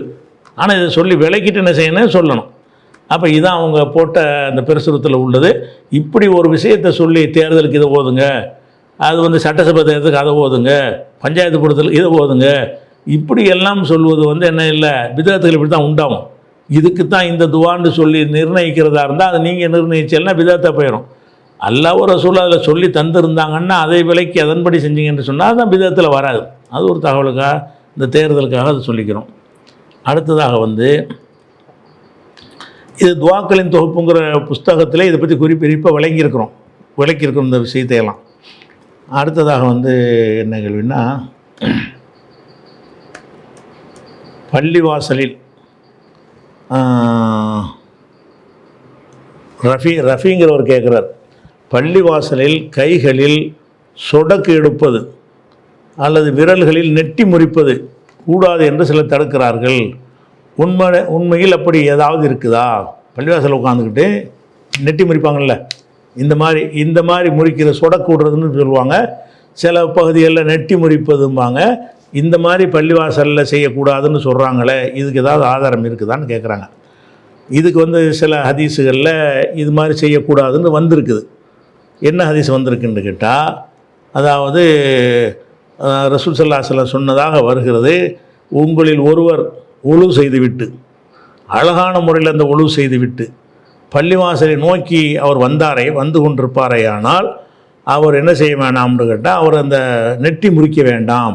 ஏன்னு கேட்டால், அவர் ஒழு செஞ்சுட்டு தொழுகைக்கு தானே வந்துக்கிட்டு இருக்கிறதுனா தொழுகைக்காக வந்துக்கிட்டு இருக்கிறதுனால அவர் தொழுகையில் இருக்கிறார். ஃபைன்னஹு ஃபி ஸலாத்தின், அவர் தொழுதுகிட்டு இருக்கும்போது நெட்டி முறிக்கிறாங்கல்ல, அந்த மாதிரி ஆயிரமா இது. அந்த ஒரு ஹதீஸ் வருது, அபுதாவுதில் வருகிறது. எப்படி வருதுன்னு கேட்டால், உங்களில் ஒரு ஆள் ஒழு செஞ்சுட்டு அந்த ஒழுகையும் சிறந்த முறையில் செய்துவிட்டு பள்ளிவாசலை நோக்கி வந்து கொண்டிருந்தாரையானால் அவர் நெட்டி முறிக்கணும் வேணாம். என்னடா வந்துக்கிட்டவர் இருந்தாலும் தொழுகைக்கு நாடி அவர் வந்த காரணத்தினால் அவர் தொழுகையில் இருப்பதாகத்தான் அர்த்தம். தொழுகையில் இருந்துக்கிட்டு முறிக்கக்கூடாது தானே அப்படிங்கிற ஒரு அர்த்தத்தை தரக்கூடிய ஒரு ஹதீஸ் இருக்குது அபுதாவுதில். ஆனால் இந்த ஹதீஸ் வந்து அபு சுமாமா அல் ஹன்னாத் என்பவர் அறிவிக்கிறாரு. இவர் வந்து பலவீனமான ஒரு ஆள். அதே மாதிரி இந்த ஒரு ஹதீஸ் வேறு ஆட்கள் வழியாக வருகிறது. அது எல்லாமே குழப்பமான ஹதீஸ்கள் என்று அறிஞர்கள் வந்து ரிஜெக்ட் பண்ணுறாங்க. என்ன குழப்பம்னு கேட்டால், முகமது பின் அஜ்லான்கிறவர் இதை அறிவிக்கிறதா வருது. யார்கிட்ட அறிவிக்கிறார்னா, மக்பூரி என்பவர்கிட்ட அறிவிக்கிறார். மக்பூரி என்பவர் காபு என்பவர்கிட்ட அறிவிப்பார்னு சில கிதாபில் வருது. இதே செய்தியை இதே முகமது அஜ்லான் என்ன செய்கிறாருன்னு கேட்டால், மக்பூரிகிட்ட அறிவிக்கிறாரு. மக்பூரி வந்து காபு என்பவருடைய பிள்ளைகள் வழியாக அறிவிக்கிறாரு. அந்த பிள்ளைகள் காபு வழியாக அறிவிக்கிறாருன்னு அந்த பிள்ளைகள் வந்து இடையில் நுழைச்சிக்கிட்டு என்ன செய்யுது, ஒரு அறிவிப்பு வருகிறது. இன்னொரு சில என்ன வருதுன்னு கேட்டால், முகமது அஜ்லான் இதை அறிவிக்கிறாரு. சயீத் இப்னு அபி சயீத் வழியாக அறிவிக்கிறாரு, அவர் காபு வழியாக அறிவிக்கிறாரு. அப்படிங்கிற மாதிரி அப்படி ஒரு இதில் என்ன செய்யுது, சில அறிவிப்பில் வருது. இன்னொரு என்ன வருதுன்னு கேட்டால், அன்றஜுலின் மின் பனி சுலைமின், ஒரு பனு சுலைமுடைய ஒரு மனிதர் வழியாக அறிவிக்கிறார் என்று வருகிறது. ஒரு செய்தியவே ஒரு அறிவிப்பாளரை எனக்கு அவர் சொன்னாருங்கிறாரு, இன்னொருத்தர் இவர் சொன்னாருங்கிறார், இன்னொருத்தர் இவர் வழியாக அவர் சொன்னாருங்கிறாரு. இப்படின்னு வர்றதுனால இந்த ஹதீஸு குழப்பம் நிறைந்த ஹதீஸ் என்று அறிஞர்கள் என்ன செய்கிறாங்கன்னு கேட்டால், இது வந்து சரியில்லை. அப்படிலாம் நெட்டி முறிக்கிறதை தடுக்கிற ஒரு ஹதீஸு ஆத்தன்டிக்கானதாக இல்லை. அதே நேரத்தில் வந்து இந்த நெட்டி முறிக்கலாம் என்று சொல்லக்கூடிய ஹதீஸ்களும் இருக்குது. அது வந்து இதை விட ஒரு ஆத்தன்டிக்கானதாக இருக்குது. இது வந்து விமர்சனம் உள்ள ஒரு ஹதீஸாக இருக்கிறது. அதே நேரத்தில் அந்த மாதிரி வந்து நெட்டி முறுக்க சொடக்கு விடுறதுன்னு இருக்குல்ல, அது செய்யலாமான்னு இருந்தால் இப்படி செய்யலாம் என்று சொல்கிறக்கூடிய ஹதீஸு புகாரிலே என்ன செய்கிறது, 482வது ஹதீஸில் இருக்கிறது. எப்படி வருதுன்னு கேட்டால், ரசூல் ஸல்லல்லாஹு அலைஹி வஸல்லம் அவர்கள் மாலை நேரத்து தொழுகையில் ஒரு தொழுகையை தொழுதார்கள். ஏதோ ஒரு தொழுகையை, அதாவது லொஹரை அசரையை தொழுதாங்க. அதாவது 2 ரக்காத் தொழுது விட்டாங்க. 4 ரக்காத்துக்கு பதிலாக நினைஞ்சிட்டாங்க, 2 ரக்காத் தொழுதுட்டாங்க. தொழுத உடனே 2 ரக்காத்தில் இன்னும் 2 ரக்காத் தொழ வேண்டி இருக்குது. மக்கள்லாம் வெயிட் பண்ணிகிட்டு இருக்கிறாங்க. ரசூல் ஸல்லல்லாஹு அலைஹி வஸல்லம் வந்து 2 ரக்காத் தொழுதுட்டு ஃபகாம இலா ஹஸபத்தின் மௌரூதத்தின் ஃபில் மஸ்ஜிதி, பள்ளி வாசலுக்கு உள்ளே நடப்பட்டிருக்கிற ஒரு தூணுக்கு போய் தூணில் போய் அப்படி நின்று கொண்டார்கள். சலாம் கொடுத்துட்டு ஒரு மரத்தூண் இருக்குது, அதில் போய் சாஞ்சிக்கிட்டு நின்றுட்டாங்க, தொழுகை முடிஞ்சிருச்சுன்னு சொல்லிட்டு. அப்போ வந்து சரியான கோபம் வர இருக்கிறாங்க. ஏதோ ஒரு கோபத்தில் வந்து தொழுகையில் இருக்கும்போது ஏதோ கோபம் வந்திருக்குது. அப்படின்னு போகும்போது வத்தக்க அலைகா கண்ணகம் வலுபான், சரியான கோபப்பட்டவரை போல் அதில் சாய்ந்து கொண்டார்கள். ஓ வலா எதகுல் இம்னா அல் யுஸ்ரா, வலதுகை இடதுகையின் மீது வைத்து ஒரு ஷப்பக்க பைன் அசாபீகி, தங்களுடைய விரலுக்கு மத்தியில் அந்த ஷப்பக்கனை தான் அந்த நெட்டி முறிக்கிறதுக்குள்ள அந்த மாதிரி செய்தார்கள்னு வருது. அப்போ இதை செஞ்சவொன்னே மக்கள்லாம் வேகமாக வர்றாங்க, என்ன இது ஏன் இப்படி போச்சுன்னு ரசூலுல்லாஹ் வந்து கேட்குறாங்க. என்னத்தினால இப்போ வந்து தொழுகை எண்ணெயிலேருந்து 2 ரக்காத்தை குறைஞ்சி போச்சா, இல்லை நீங்கள் மறந்துட்டீங்களான்னு கேட்குறாங்க. அப்படிலாம் ஒன்றும் இல்லையப்பா, இல்லை 2 தானே தொழுவிச்சிங்க அப்படியான்னு ரசூலுல்லாஹ் வந்து இன்னொரு 2 ரக்காத் தொழுது சலாம் கொடுத்தாங்கன்னு அது வருது. இது புகாரில் 482 ஹதீஸில் வருகிறது. அப்போ இது பள்ளிவாசலுக்குள்ளே தான் ரசூலுல்லாஹ் வந்து அந்த தூணில் சாஞ்சிக்கிட்டு நெட்டி முறிக்கிறாங்க. இந்த நெட்டி முறித்தல் என்பதே வந்துக்கிட்டு கையை கோர்த்து வலதுகை இடதுகையில் வச்சுட்டு கோர்த்து செஞ்சாங்கன்னு வருதில்ல, அந்த மாதிரி உள்ளது தப்பானதாக இருந்தால் இந்த ஷப்பக்கம் தான் அதுலேயும் வருது, செய்ய வேணாம்னு தடை வருது, அதுலேயும் இந்த வார்த்தை தான் வருது. அப்போ எதை தடுத்தார்கள்னு வருகிறதோ அதை ரசூலுல்லாஹ் செஞ்சுருக்கிறாங்க. ரோட்டில் வந்துக்கிட்டு இருக்கும்போதே செய்யாதீர்கள்னு அந்த தடுத்த ஹதீஸில் வருது. இது பள்ளிவாசல் உள்ளக்கே செஞ்சாங்கன்னு அனுமதிச்ச ஹதீஸில் வருது. அதனால் இது வந்து ஆத்தன்டிக்கானது இருக்கிறதுனால தொழுகைக்குள்ளே செய்யக்கூடாதுங்கிற விஷயம் வேறு. தொழுகைக்குள்ளே செய்யக்கூடாதுங்கிறது தனி ஆதாரம் காட்ட வேண்டியதில்லை. தொழுகையில் வந்து தொழுகைக்கு சம்மந்தம் இல்லாத எதையுமே செய்யக்கூடாது. அந்த வகையில் தொழுகையில் இருந்துக்கிட்டு இதெல்லாம் செய்யக்கூடாதுன்னா ஓகே, அது பேசக்கூடாது சிரிக்கக்கூடாதுங்கிற மாதிரி உள்ளதில் சேர்த்துக்கலாம். பள்ளி வாசலில் செய்யக்கூடாதுன்னு சொல்லுவாங்கன்னா பள்ளிவாசல் ரசூலுல்லாஹ் செய்கிறாங்க. புகாரி 482 ஹதீஸில் அப்படி வருகிறது. அதே மாதிரி வந்து ரசூல் ஸல்லல்லாஹு அலைஹி வஸல்லம் என்ன செய்கிறாங்கன்னா புகாரில் 2446 ஹதீஸில் சொல்கிறாங்க, ஒரு மூமின் வந்து இன்னொரு மூமினுக்கு வந்து ஒரு கட்டடம் போல் இருக்கிறான். யசுத் பாதுஹு பாலா, அது ஒரு பகுதி இன்னொரு பகுதியை வலுப்படுத்தி கொண்டிருக்கிறது. ஒரு கட்டடத்தில் வந்து கீழே உள்ள செங்கல் மேலே உள்ளதை வலுப்படுத்துது, மேலே உள்ளதை அதை வலுப்படுத்துது, இந்த சுவர் அதை வலுப்படுத்துது, ஒன்றை வலுப்படுத்தி கொண்டிருக்கிறதுன்னு உதாரணம் காட்டிட்டு ஓ ஷப்பக்க பைன் அசாபிஹி, 2 விரல்களுக்கு மத்தியில் அந்த அந்த இணைத்து ஷப்பக்கன இந்த இதுதான் இப்படி காட்டினார்கள் அப்படின்னு வருது. இது புகாரில் 2446 6026 வருது. அதனால் பள்ளிவாசலில் இருந்துக்கிட்டு நெட்டி முறிக்கிறது, இந்த சொடக்கு விடுறதெல்லாம் ஒரு தடை கிடையாது. தொழுகைக்குள்ளே வந்து வேறு வேலைகள் செய்யக்கூடாது, அது பொதுவான, அதுக்கு தனி ஆதாரம் காட்ட வேண்டியது இல்லை. இது வந்து தடுக்கப்பட்டதுன்னு எதை சொல்கிறீங்களோ அது செஞ்சாங்கன்னு ஹதீஸ் வருது. தடுக்கப்பட்டதாக சொல்லக்கூடிய ஹதீஸ் வந்து பலவீனமாக இருக்கிறது, விமர்சனங்கள் இருக்கிறது. தடுக்கப்படலைங்கிற ஒரு விஷயம் வந்து வலுவாக இருக்கிறது, அதுதான் விஷயம். அடுத்து வந்து ஒரு கேள்வி ஹாஜா மைதீன் புரசவாக்கா கேட்குறார். என்ன கேட்குறாருன்னா, ஒரு மத குருமார்களை அஜர்த்துமார்களை மௌலானா என்று சொல்லக்கூடாது என்று பல வசனங்களை ஆதாரமாக கொண்டு நீங்கள் குறிப்பிட்டுள்ளீர்கள். நான் போன லைவில் சொல்லியிருந்தேன், அஜர்த்துமார்களை மௌலானாங்கிறாங்க, மௌலானா எஜமான், அல்லாவை தான் அந்த மௌலானா நீ தான் எஜமான் அல்லாட்ட துவா செய்கிறோம், இவங்க எதுக்கு அதை செய்கிறாங்க அப்படின்ட்டு சொல்லியிருந்தீர்கள். ஆனால் 33:5 வசனத்தில் இச்சொல் நண்பர் என்ற பொருளில் பயன்படுத்தப்பட்டுள்ளது. அதன் அடிப்படையில் மௌலானா என்று சொல்லலாம் என்று ஒரு அரபி ஷேக்கு சொல்கிறாராம். இது சரியா உண்மையா அப்படின்னு கேட்குறார். அதாவது இந்த மௌலாங்கிற வார்த்தை வந்து பல அர்த்தம் உள்ளதுங்கிறத நான் சொல்லிட்டேன். என்ன அர்த்தம்? அடிமைன்ற அர்த்தம் இருக்குது, விடுதலை செய்யப்பட்டவர்னு இருக்கிறது, அந்த அடிமைக்குடைய முதலாளின்ற ஒரு அர்த்தம் இருக்கிறது, இறைவன்கிற அர்த்தமும் இருக்கிறது, கெட்ட தலைவன் பேசல் மௌலா கெட்ட தலைவன்கிற ஒரு அர்த்தமும் இருக்கிறது, பல அர்த்தம் இருக்குதுன்னு சொல்லிட்டோமா. அதில் இந்த நண்பருங்கிற ஒரு அர்த்தம் இருக்குதுன்னு நான் சொல்லலை, அது இருக்குது இன்னும் பல அர்த்தம் இருக்குதுன்னு சொல்லிட்டு அதில் விட்டுட்டு நான் சொல்லலை. இந்த வசனத்தில் நண்பர்கள்ங்கிற பயன்படுத்திருக்கு வருது. அப்போ இந்த அஜர்த்த மௌலானாங்கிறது நண்பர்னு வச்சுக்கலாமே. அப்படி எஜமான் கடவுள்ன்றா தானே சொல்லக்கூடாது, மௌலானான்னா நம்ம ஃப்ரெண்டு அப்படிங்கிறதுக்கு சொல்லலாமே அப்படிங்கிற அர்த்தத்தில் ஒரு கேட்குறாரு கேள்வி. அவர் சொல்லக்கூடிய இந்த வசனத்தில் என்ன வருதுன்னு கேட்டால், அது 33:5 தானே, அதில் வந்து மா ஜால் அல்லாஹ் நல்லா கவனிக்கணும், எதுக்கு அல்லாஹ் சொல்கிறான்னு பார்க்கணும். மா ஜஅலல்லாஹு ரஜுலின் மின் கல்பைனி ஃபீ ஜௌஃபி, எந்த மனுஷனுக்கு அவனுடைய வயிற்றுக்கு உடலுக்கு உள்ள வந்து 2 கல்பு அல்லாஹ் வைக்கல. 2 கல்பு வச்சா 2 முடிவு எடுக்கலாம். இருக்கிறது ஒரு கல்பு தான் இருக்கிறது. ஒமா ஜஅல அஸ்வாஜக்கும் அல்லாஹி துலாஹிரூன மின் ஹுன்ன உம்மஹாத்திக்கும், உங்களுடைய மனைவிமார்களில் யாரை வந்து தாயோடு ஒப்பிட்டு விடுகிறீர்களோ அவர்கள் உங்கள் தாய்மார்கள் ஆக மாட்டார்கள். ஒமா ஜால அதையாக்கும் அபுனாக்கும், நீங்கள் வளர்க்கிற பிள்ளைகள் உங்களுடைய சொந்த பிள்ளைகளாக ஆக மாட்டார்கள். தாலிக்கும் கவுலுக்கும் அஃபுஹைக்கும், இது உங்கள் வாய்களால் சொல்லக்கூடிய வெறும் வார்த்தை. பெத்த பிள்ளையத்தான் பிள்ளைன்னு சொல்லணுமே தவிர எவன் பிள்ளையை எடுத்து வளர்த்துப்பட்டு ஏன் பிள்ளைன்னு சொல்லக்கூடாது. ஒல்லாஹு யக்கூலுல் ஹக்க, அல்லாஹ் உண்மையை பேசுகிறான். ஓஹோ யஹ்தி சபீல், அவன் நேர்வழி காட்டுகிறான். இது வந்து 33 4வது வசனம். 5வது வசனத்தை பாருங்கள். அது நீங்கள் சுட்டி காட்டின வசனம் தான். உதுவும் லி ஆபாயிஹிம், இப்படி வந்து ஒரு ஆளை எடுத்து நீங்கள் வளர்த்துட்டீங்கன்னு சொன்னால் உங்கள் புள்ள நீங்கள் சொல்லக்கூடாது. எப்படி தான் சொல்லணும்? உதுவும் லி ஆபாயிஹிம், அவங்கள வந்து அவங்க தகப்பன் பேரில் அலைங்க. நீங்களே அறியாமை காலத்தில் ஒரு புள்ளை எடுத்து புள்ள மாதிரி வளர்த்துட்டீங்க. இப்போ வந்து அல்லாஹ் தடை செஞ்சிட்டான். இனிமேல் என்ன செய்யக்கூடாது? ஏன் புள்ளன்னு சொல்லிடாதீங்க. வேறு எப்படி சொல்லுங்கள்? உதுவும் லி ஆபாயிஹிம், அவங்களுடைய தந்தையின் பெயர்களில் தான் நீங்கள் அழைக்க வேண்டும். ஹுவ அக்குசத்து இந்தல்லா, அதான் அல்லாஹ்விடத்தில் நீதியானது. இப்போ இல்லம் தாளமும் ஆபாகும், அவங்களுடைய தகப்பனை நீங்கள் அறியவில்லை. ஒரு அனாதை குழந்தை எடுத்து வளர்த்துறீங்க. தகப்பன் இன்னார்னு தெரிஞ்சால் தானே தகப்பன் இன்னாருடைய பிள்ளைன்னு சொல்ல முடியும். அப்படி இருக்குமே ஆனால் இப்போ எஹுவானுக்கும் ஃபித்தீனி மவாலிக்கும், அப்போ அவங்கள வந்து உங்கள் சகோதரர்கள்னு சொல்லிக்கிறங்க. மார்க்க சகோதரர்கள் என்று சொல்லிக்கொள்ளுங்கள், நண்பர்கள் என்று சொல்லிக்கொள்ளுங்கள். அங்கே தான் மவாலின்னு வருது. மௌலாவுடைய பன்மை தான் மவாலிங்கிறது. அவர் சொல்கிற மாதிரி அந்த வசனம் இருக்குது. நண்பர்கள்ன்ற அர்த்தம் தான் அதுக்கு. அப்போ இதில் அல்லாஹ் என்ன சொல்கிறான்னு கேட்டால், ஒரு பிள்ளைகளை எடுத்து நீங்கள் வளர்க்குறீங்கன்னா ஒரு ஆள்கிட்ட வாங்கி வளர்ப்பீங்கல்ல, அப்படி இருந்தால் உங்கள் பிள்ளைன்னு சொன்னால் மாற்றிக்கிறீங்க. இனிமேல் இல்லை அவர் பிள்ளை தான் நான் வளர்க்குறேன், என் பிள்ளை இல்லைன்னு சொல்லிவிடணும். அல்லது ஒரு அனாதை பிள்ளை எடுத்து வளர்க்குறீங்க, நம்ம அப்பன் தெரியலை, அந்த குழந்தைகளை வந்து உங்கள் பிள்ளைன்னு நீங்கள் சொல்லக்கூடாது.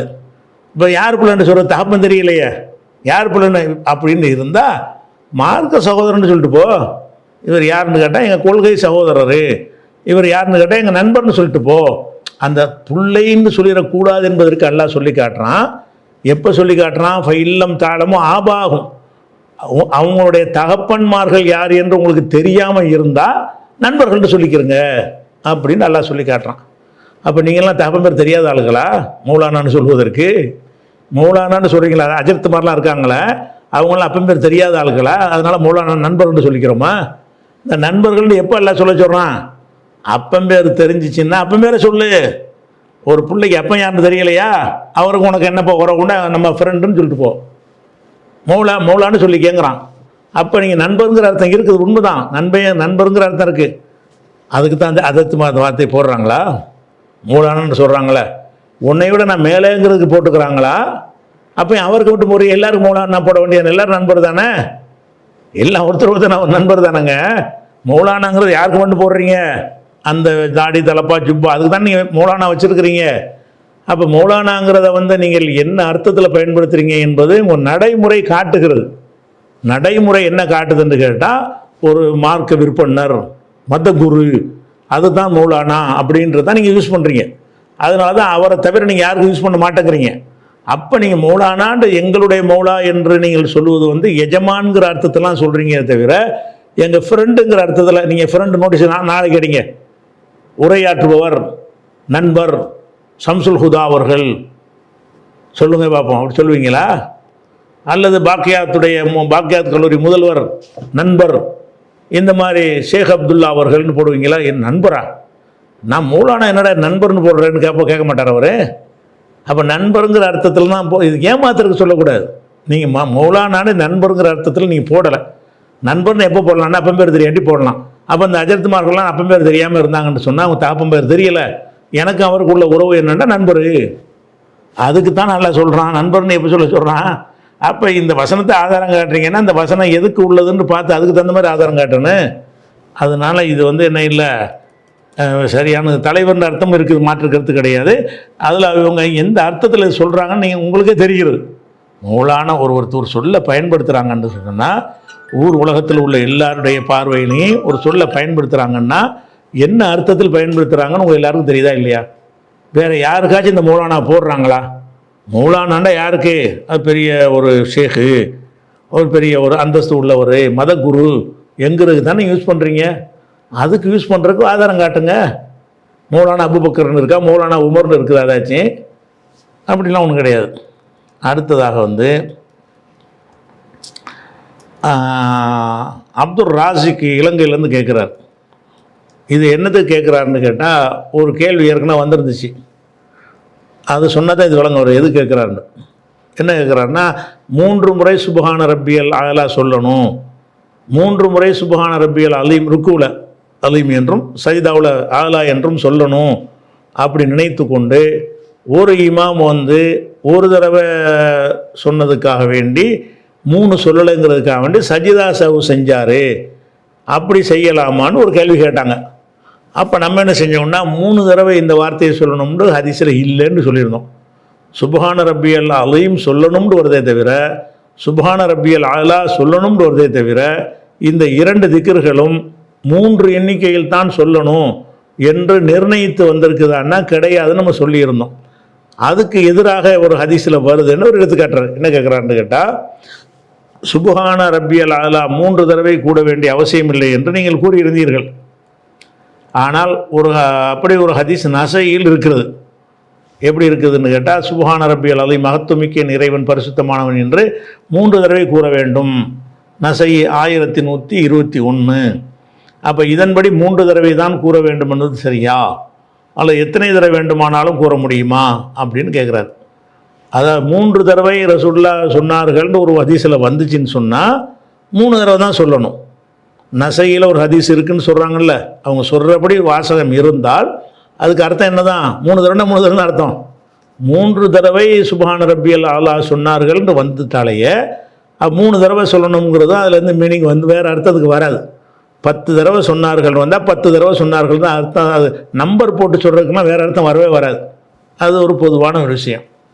ஆனால் இந்த நசையில் இருக்குங்கிற அந்த ஹதீஸில் அரபி மூலத்தில் 3 தடவை சொன்னார்கள்ங்கிற வாசகம் இல்லை. எப்படி இருக்குன்னு கேட்டால் அந்த சுபஹான ரப்பியல் ஆலாங்கிற அந்த வார்த்தையவே 3 தடவை சுபஹான ரப்பியல் ஆலா சுபஹான ரப்பியல் ஆலா சுபஹான ரப்பியல் ஆலா என்று சொன்னார்கள் ஒரு சுபஹான ரப்பியல் ஆலா என்று 3 தடவை சொன்னார்கள் என்பதற்கும் சுபஹான ரப்பியல் ஆலா சுபஹான ரப்பியல் ஆலா சுபஹான ரப்பியல் ஆலா சொன்னார்கள் என்று சொல்வதற்கும் வித்தியாசம் இருக்குது. 3 தடவை என்று சொன்னால் 3 நம்பரை குறிக்கும். இப்படி சொன்னார்கள் என்று சொன்னால் நிறைய சொல்வதற்கு தான் என்ன செய்வாங்க, இப்படி அல்லா அல்லான்னு சொல்லிட்டு இருக்கிறாங்கிறாங்க. 2 தடவை சொன்னாண்ட அர்த்தம் அதுக்கு. எப்போ பார்த்தாலும் அல்லா அல்லான்னு சொல்லிட்டு இருக்கிறான்னா என்ன அர்த்தம்? 2 குறிக்காது, அதிகத்தை குறிப்பதற்கு அந்த வாசகத்தை சொல்லுவாங்க. அதே மாதிரி சுபான ரப்பியல் அல்லா சுபான ரப்பியல் அல்லா சுபான ரப்பியல் அல்லான்னு சொல்லிட்டு இருந்தாருன்னு சொன்னால் 3 தடவை எண்ணி சொன்னாருங்கிற அர்த்தம் அது வராது. இன்னும் சொல்ல போனால் இந்த ஹதீஸ்லேயே என்ன மாதிரி வருதுன்னு கேட்டால் சும்மா சஜத, பிறகு சஜிதா செய்தார்கள், ரசூலுல்லாஹ் சஜிதா செய்தார்கள். ஃபதால சுஜூத, சஜிதாவை ரொம்ப நீண்ட நேரம் செய்தார்கள். ஓ யக்கூலு ஃபி சுஜூதிஹி, சஜிதாவில் கூறிக்கொண்டிருந்தார்கள். சுபஹான ரப்பியல் ஆலா சுபஹான ரப்பியல் ஆலா சுபஹான ரப்பியல் ஆலா கூறிக்கொண்டிருந்தார்கள்னு வந்தால் 3 தடவை அர்த்தமா? இது 3 தடவை சொன்னால் நீண்ட சஜிதாவை ஆகுமா? நீண்ட சஜிதா எப்பவும் செய்கிற சஜிதா செய்யலைங்க, பெரிய அளவுக்கு சஜிதா செஞ்சாங்க. அப்போ பெரிய அளவுக்கு சஜிதா செஞ்சால் ஒரு 100 தடவை கூட சொன்னால் கூட அப்போ பெருசாக வருமே தவிர 3 தடவை எப்படி பெருசாக வரும்? அப்போ 3 தடவை இது குறிக்கலை. அந்த வார்த்தையை அதிகமாக சொன்னார்கள் என்பதற்காக வேண்டி இந்த மாதிரி பயன்படுத்துவது அரபு மொழியில் மட்டுமில்லை, உலகத்தில் உள்ள எல்லா மொழியிலும் இருக்கிறது. ஏன்டா காசு அலையிறன்னு 2 தடவை சொல்லுவோம். அப்போ 2 தடவை அலைஞ்சான அர்த்தம் கிடையாது. இந்த 2 தடவை 3 தடவையெல்லாம் ஒரு சொல்ல ரிப்பீட் சொல்லுவது என்பது வேற, 3 தடவை 2 தடவைன்ட்டு நம்பரை போட்டு சொல்வது என்பது வேற. ஒரு சொல்லையே ரிப்பீட்னு சொன்னால் அல்லா அல்லா அல்லான்னு சொல்லிட்டு இருந்தாண்டா என்ன அர்த்தம்? எப்போ பார்த்தாலும் அல்லா அல்லா அல்லா சொல்லிட்டு இருக்காங்கன்னா இத்தனை தடவைன்ற அர்த்தம் கிடையாது, நிறைய தடவைன்ற அர்த்தம். அப்போ இங்கே என்ன வருதுன்னா சுபான் ரப்பியல் ஆலா சுபான் ரப்பியல் ஆலா சுபான் ரப்பியல் ஆலா கூறிக்கொண்டு இருந்தார்கள், நீண்ட செய்தா செஞ்சார்கள் அப்படின்னு சொன்னால் இது 3 தடவைங்கிற அர்த்தத்தை தராது. நிறைய தடவை செய்தார்கள்ங்கிறத, அந்த சைதாவை நீளமாக செஞ்சாங்கல்ல அவ்வளோவே சொல்லிக்கிட்டு இருந்தார்கள், லிமிட் இல்லாமல் சொன்னார்கள்னு தான் அதுக்கு அர்த்தம் வரும். அதனால இன்னொரு ஹதீஸில் என்ன வருதுன்னு கேட்டால் இதே ஹதீஸ் இதே அறிவிப்பாளர் இதே விஷயத்தில் என்ன வருதுன்னு கேட்டால் வந்து வாத்தாளல் கியாம நிற்கிறதையும் நீளமாக்குனாங்க, சும்மா சஜிதா பிறகு சஜிதா செஞ்சாங்க, வாத்தாள சுஜூத சஜிதாவையும் நீளமாக செஞ்சாங்க, எக்கூலுவி சுஜூதிக்கு சஜிதாவில் சொல்லி கொண்டிருந்தார்கள், சுபான ரப்பியல் அலா சுபான 2 தான் வருது, சுபான ரப்பியல் அலா சுபான ரப்பியல் அலா சொல்லி கொண்டிருந்தார்கள். அப்போ அதில் 3 வருதுல, இதில் 2 தடவை அந்த வார்த்தை வருது. அப்போ 2 தடவை 3 தடவை இந்த மாதிரி வார்த்தையை சொற்களை நம்ம பயன்படுத்தினோம் என்று சொன்னால் 2 தடவை சொன்னார்கள்ங்கிற அர்த்தம் அதுக்கு வராது. அதுலேயும் வந்து நீண்ட செய்தார்கள் என்ற வாசகத்துக்கு பிறகு வருது என்று சொன்னால் அப்போ நீண்ட நேரம் சொல்வதாக இருந்தால் ரொம்ப சொல்லியிருந்தால் தான் நீண்ட நேரம் ஆகும். சுபான ரப்பியல் அலா சுபான் ரப்பியல் சும்மா இதை காய முடிச்சும் போது நாங்கள் நடத்துமாவுமா, சும்மா இதுக்கு செய்தாவில் கிடக்கணும் ருக்குள்ளே இருக்கணும் அப்படின்னு வந்துடும். அதனால் 3 தடவைங்கிறதுக்கு ஹதீஸ் கிடையாது. 3 தடவை அந்த சொல்ல 3 தடவை யூஸ் பண்ணப்பட்டிருக்கு. அது என்ன அர்த்தத்தில் என்றால் நிறைய சொன்னார்கள் என்ற அர்த்தத்தில்.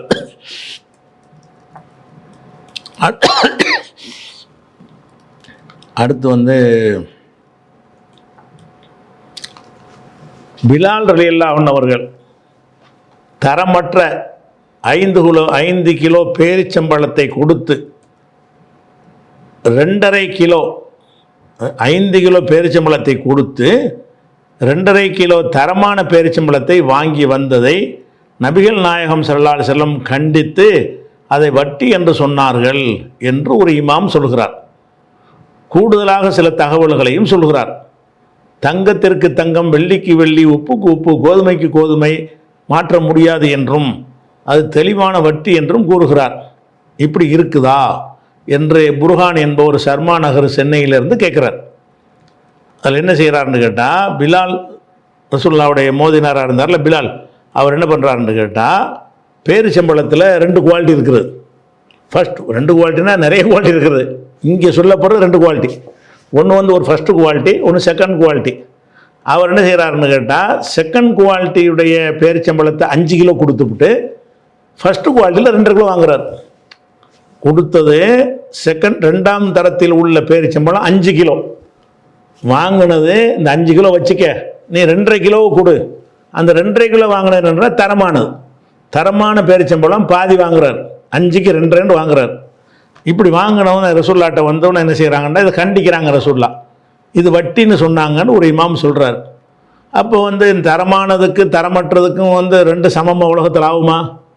தரமான பேரிச்சம்பழமும் தரமற்ற பேரிச்சம்பழமும் சமமாக உள்ளதா? வித்தியாசம் இருக்குத்தானே செய்யும். 5க்கு 2ங்கிற கரெக்டு தானே அப்படி தானே வரும். 5 கிலோ தரமான பேரிச்சம்பழத்தை கொடுத்துட்டு தரமில்லாத 2.5 கிலோ வேணாச்சும் வாங்குவானா? இவனை அவனை மறுத்துவான்ல சமமா, அதனுடைய மதிப்புக்கு ஏற்றபடி இருந்தால் தானே ஒருத்தன் வாங்குவான் அப்படி. ஆனால் அப்படி ஹதீஸில் வருதுன்னு கேட்குறாரு. அதே மாதிரி உப்புக்கு உப்பு, தங்கத்துக்கு கோதுமை வாங்கினாலே அது வந்து என்ன செய்யக்கூடாது, வாங்கக்கூடாது. கோதுமையை கொடுத்துட்டு கோதுமை வாங்கக்கூடாது. இந்தா 1 கிலோ கோதுமை, நீ 1 கிலோ கோதுமையை தா அப்படின்ட்டு நம்ம ஒரு கோதுமையை கொடுத்துட்டு அவன்கிட்ட ஒரு கோதுமை என்ன செய்யக்கூடாது, வாங்கக்கூடாது. கோதுமைக்கு கோதுமை மாற்றக்கூடாது, உப்புக்கு உப்பு மாற்றக்கூடாது, வெள்ளிக்கு வெள்ளி மாற்றக்கூடாது, தங்கத்துக்கு தங்கம் மாற்றக்கூடாது என்று தெளிவான வட்டி என்றும் ஒரு ஹதீஸ் இருக்கான்னு கேட்குறார். ஹதீஸ் இருக்குது. ஆனால் அதில் ஹதீஸ் இருந்தால் எதில் இருக்குன்றா புகாரில் அவர் சொன்னது வந்து 2080வது ஹதீஸ்லையும் இருக்கிறது. அதே புகாரில் 2175லையும் லா தபீஉ தஹப பி தஹபி, தங்கத்துக்கு தங்கத்தை விற்காதீர்கள், இல்லா சவாம்பி சவாயின், சரிக்கு சரியாகவே தவிர விற்காதீர்கள். ஒல் ஃபில்லத பில் ஃபில்லத்து இல்லா சவா, அதாவது 100 கிராம் தங்கத்துக்கு 100 கிராம் தங்கம் தான் வாங்கணுமே தவிர 150 கிராம் வாங்கக்கூடாதுன்னு அர்த்தம் வருது. ஆனால் 24 கேரட் தங்கமும் 22 கேரட் தங்கமும் இருக்குன்னு வைங்க. அப்போ இது வந்து 1 கிலோ கொடுத்துட்டு 1 கிலோ வாங்க மாட்டாங்கன்னாச்சு, அதனுடைய மதிப்பு வேறு, இதனுடைய மதிப்பு வேறு. அது ஒரே மதிப்பாக இருந்தால் என்னத்துக்கு இப்படி இதை வாங்கணும்னு கேட்டேன். தங்கத்துக்கு தங்கத்தை எந்த கிறுக்கம் வாங்குவோம் உலகத்தில்? தங்கத்துக்கு தங்கம்னு சொன்னால் 100 கிராம் இந்த தங்கத்தை வச்சுக்கிட்டு அந்த 100 தங்கத்தை ஒரே மதிப்புள்ள இருந்தால் யாராச்சும் வாங்குவானா? அதுக்கு மேலே இதை வச்சுக்கிட்டு போகிறேன், இதுக்கு மேலே அதை வச்சுக்கிட்டு போகிறேன்னு வாங்க மாட்டாங்க. அப்போ இந்த ஹதீஸை விளங்கி கொள்வதில் என்ன பிரச்சனை வருதுன்னு கேட்டால், அதேமாதிரி பேரிச்சம்பழத்துக்கு சொன்னாங்கன்னு 2170 வருது. இது அனைத்துக்குமே வந்து அதே மாதிரி வந்து இது அனைத்துக்குமே புகாரியில் ஒரு ஹதீஸ் வந்து இதை விளக்கி விடுகிறது. என்ன விளைக்கிறதுனா புகாரில் 2178, 2179 இந்த 2 ஹதீஸில் 2 நம்பர் போட்டிருப்பாங்க. ஒரு ஹதீஸுக்கு தான் 2 நம்பர் போட்டிருக்கிறாங்க. அதில் அந்த ஹதீஸில் என்ன வருதுன்னு கேட்டால், தங்கத்துக்கு தங்கம் வெள்ளிக்கு வெள்ளிலாம் வாங்கலாம்னு சொல்லி வாங்கக்கூடாதுன்னு ஒருத்தர் சொல்கிறார். இப்னு அப்பாஸ் என்ன செய்கிறாருன்னா அதெல்லாம் வாங்கிக்கலாங்கிறார். தங்கத்தை கொடுத்து தங்கம் வாங்கலாம், வெள்ளியை கொடுத்து வெள்ளியை வாங்கலாம், அது ஒன்றும் தப்பு கிடையாது, கூட குறைய கூட வாங்கிக்கலாம். 100 கிராம் கொடுத்து 105 கிராம் வாங்கலாம். வேறு வேறு குவாலிட்டி இருந்தால் அப்படி தானே வரும். 100 கிராமுடைய 24 கேரட்டை கொடுத்துட்டு 22 கேரட்டில் 150 கிராம் கேட்கலாம்ல, ரெண்டுக்கு வித்தியாசம் இருக்குல்ல. அந்த மாதிரி செய்யலாம்னு இப்னு அப்பாஸ் சொல்கிறாருன்னு ஒரு கருத்து வருது. இப்னு அப்பாஸ் போய் கேட்குறாங்க. அவர் என்ன செய்கிறாருன்னு கேட்டால், இது எதில் இருந்து நீங்கள் இப்படி சொல்கிறீங்க, வாங்கலான்னு எப்படி சொல்கிறீங்கன்னு கேட்டவுடனே அவர் என்ன சொல்கிறாருன்னா, இந்தப்பா நானாவெல்லாம் சொல்லலை, இது ரசூல் ஸல்லல்லாஹு அலைஹி வஸல்லம் பற்றி உங்களுக்கு என்னை விட நல்லா தெரியும். ஆனாலும் எனக்கு உசாமா பின் ஸெய்த் இருக்கார்ல, அவர் எனக்கு ஒரு செய்தியை சொன்னார். என்ன சொன்னார்னா, நபிகள் நாயகம் ஸல்லல்லாஹு அலைஹி வஸல்லம் சொன்னதாக சொன்னார். என்ன சொன்னார்னா, லா ரிபா இல்லா ஃபி நசியா, கடனாக இருக்கும் பொழுதே தவிர வட்டிங்கிறது வராது. உடனுக்குடன் ரெடி கேஸில் வாங்குகிற எதுவுமே வட்டியில் வராது. கடன்கிறதுக்காக வேண்டி தான் இன்னைக்கு என்கிட்ட 100 கிராம வாங்கிக்கப்பா, அடுத்த மாதம் 105 கிராம் கொடு, இதுதான் வட்டி. இன்னைக்கு 1 மூட்டை கோதுமை நான் உனக்கு தருகிறேன், நாளைக்கு 1.25 மூட்டை கொடு, இதுதான் வட்டி. வட்டிங்கிறது எதில் தான் வரேன்? கடனில் வரணும். கடன் தவணை இருந்தால் மட்டும்தான் வட்டி வருமே தவிர, இந்த கோதுமை வச்சுட்டு அந்த கோதுமையை கொடுங்குறோம், உடனே கைக்கு கை மாற்றிடுறோம். இதில் என்னத்தை நம்ம கூட வாங்கிட்டோம்? அதுக்கு அந்த ஒரு 1ஆம் நம்பர் கோதுமை 2ஆம் நம்பர் கோதுமைன்ற ஒரு வித்தியாசம் உலகத்தில் இருக்குதுன்னு சொன்னால் எல்லோரும் அறிஞ்சு வச்சுருப்போம். அப்போ நம்ம என்ன செய்வோம்? இந்த 1ஆம் நம்பர் கோதுமையில் 100 கிலோ இருக்குது, நீ 2ஆம் நம்பர் கோதுமை வச்சுருக்கிற, அதில் 120 கிலோ எனக்கு தர்றியான்னு கேட்டு வாங்குகிறோம். கூட தான் வாங்குகிறோம். இது வட்டி கிடையாது. ஏன் வட்டி கிடையாது? கடன் வரல, உடனே தானே மாற்றுறோம். உடனே மாற்றணும்னு சொன்னால் அதுக்குரிய மதிப்பு இருந்தால் தான் எவனை மாற்றுவான்? 100 கிலோவுக்கு 120 கிலோ எவனை தருவானா? முதல்ல நான் கொடுக்குற 100 கிலோ கொடுக்குறேன், அவன் என்னத்துக்கு எனக்கு 120 கிலோ தரான்? அவன் இருக்கணாவன் என்கிட்ட தான் இருக்கடா, என்ன ஒரு 20 கிலோ கூட தரணும்னு கேட்டால் அது வேற இது வேற, அப்போ தான் கொடுப்பான். இதனுடைய தரம் வேற, அதனுடைய தரம் வேற. நான் தருவது முதல் தரம், நீ தருவது 2ஆம் தரம். முதல் தரம் 100 கிலோ என்றால் 2ஆம் தரம் 120 கிலோ, 120, 130 ஏதோ ஒன்று வரும், கூட வரும்ல, கொஞ்சம் கூட தான் வரும்.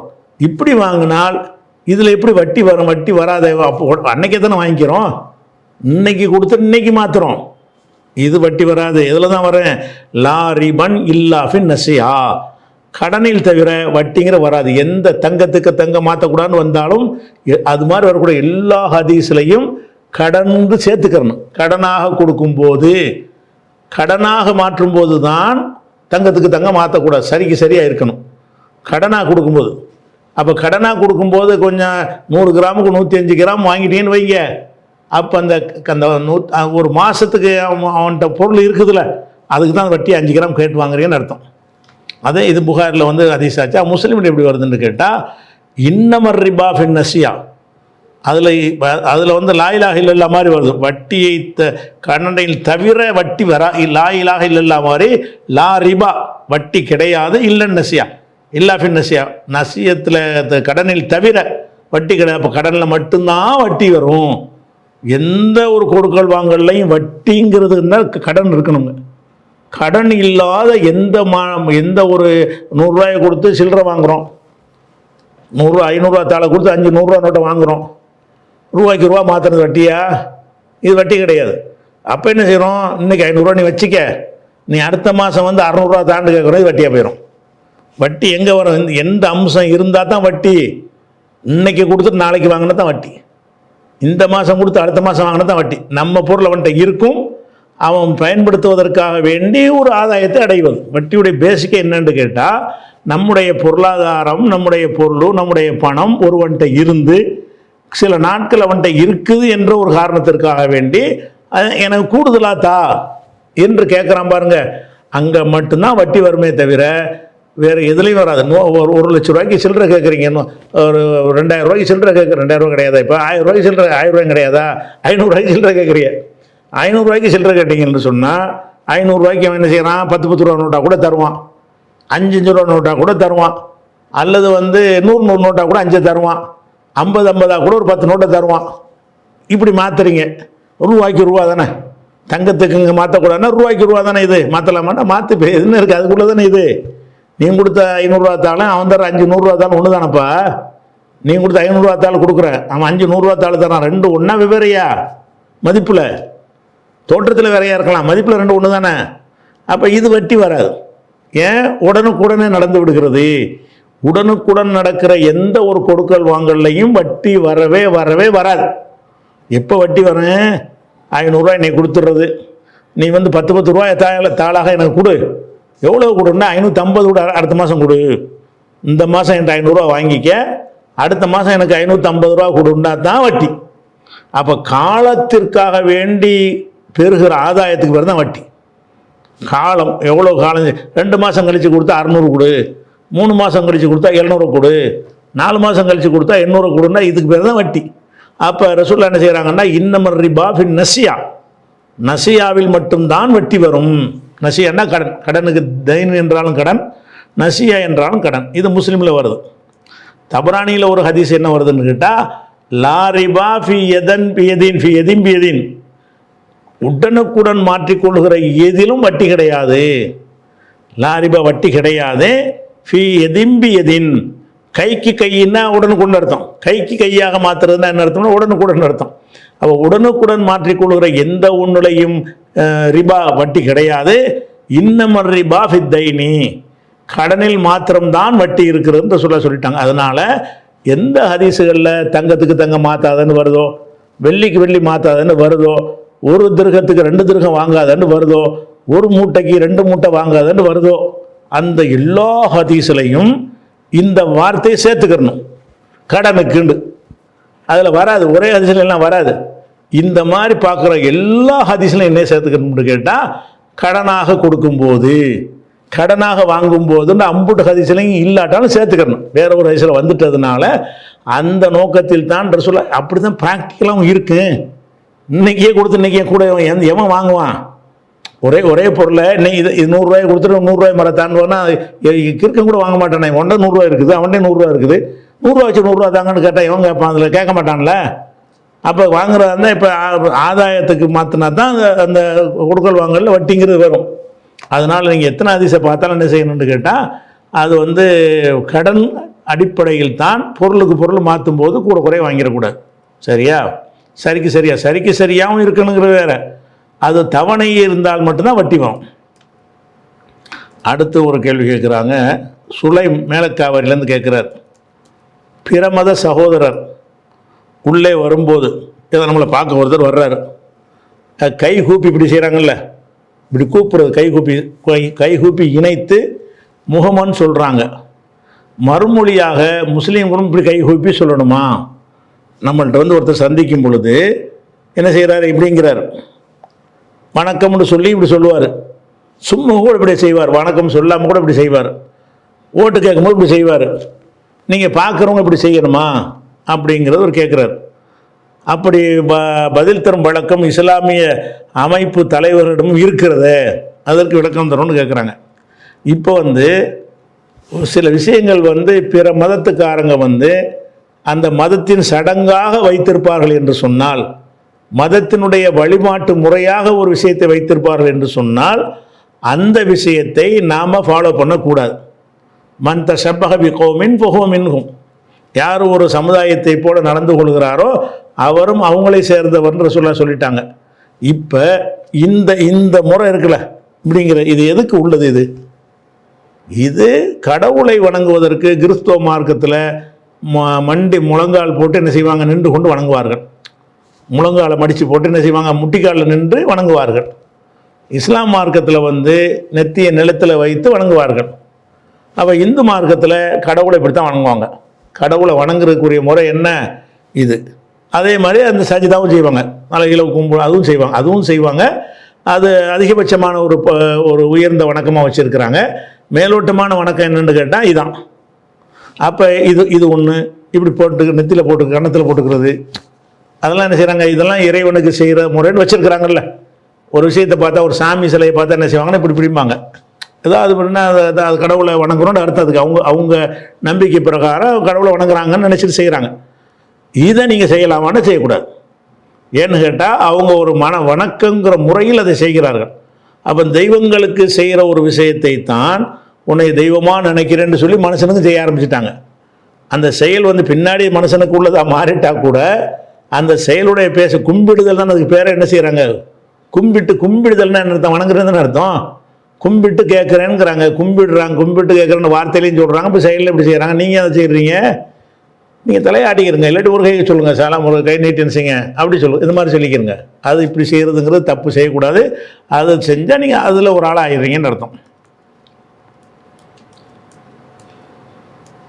தாரிக்கு என்பவர் கொழும்புலேருந்து கேட்குறார், எனது கேள்வி என்னவென்றால், சுபுஹ் மற்றும் மகரிபு தொழுகை சலாமுக்கு பின் லா இலாஹ இல்லல்லாஹு வஹ்தஹு லா ஷரீக்க லஹு லஹுல் முல்கு வலஹுல் ஹம்து யுஹ்யி வ யுமீத்து வஹுவ அலா குல்லி ஷைஇன் கதீர் என்ற துஆவை 10 முறை ஓத வேண்டும் என்று உலமாக்கள் மூலமாக அறிந்து செய்து வந்தேன். சமீபத்தில் இதற்கு போதுமான ஹதீஸ் ஆதாரம் இல்லை என்று தௌஹீத் வட்டத்தில் உள்ள ஒரு மௌலவி கூற கேள்விப்பட்டேன். உண்மையில் ரசூல் காட்டி தராத ஒரு செயலா, விளக்கம்னு கேட்குறாரு. அதாவது என்ன துவா கேட்குறாருன்னு கேட்டால், சுபுஹ் மகருக்கு பிறகுன்னு கேட்குறாரு. லா இலாஹ இல்லல்லாஹு வஹ்தஹு லா ஷரீக்க லஹு லஹுல் முல்கு வலஹுல் ஹம்து யுஹ்யி வ யுமீத்து வஹுவ அலா குல்லி ஷைஇன் கதீர். இதை நான் ஓதிக்கிட்டு வந்தேன், இப்படி ஓதுறதுக்கு ஆதாரம் இல்லைன்னு சொல்லிட்டாங்கிறார்.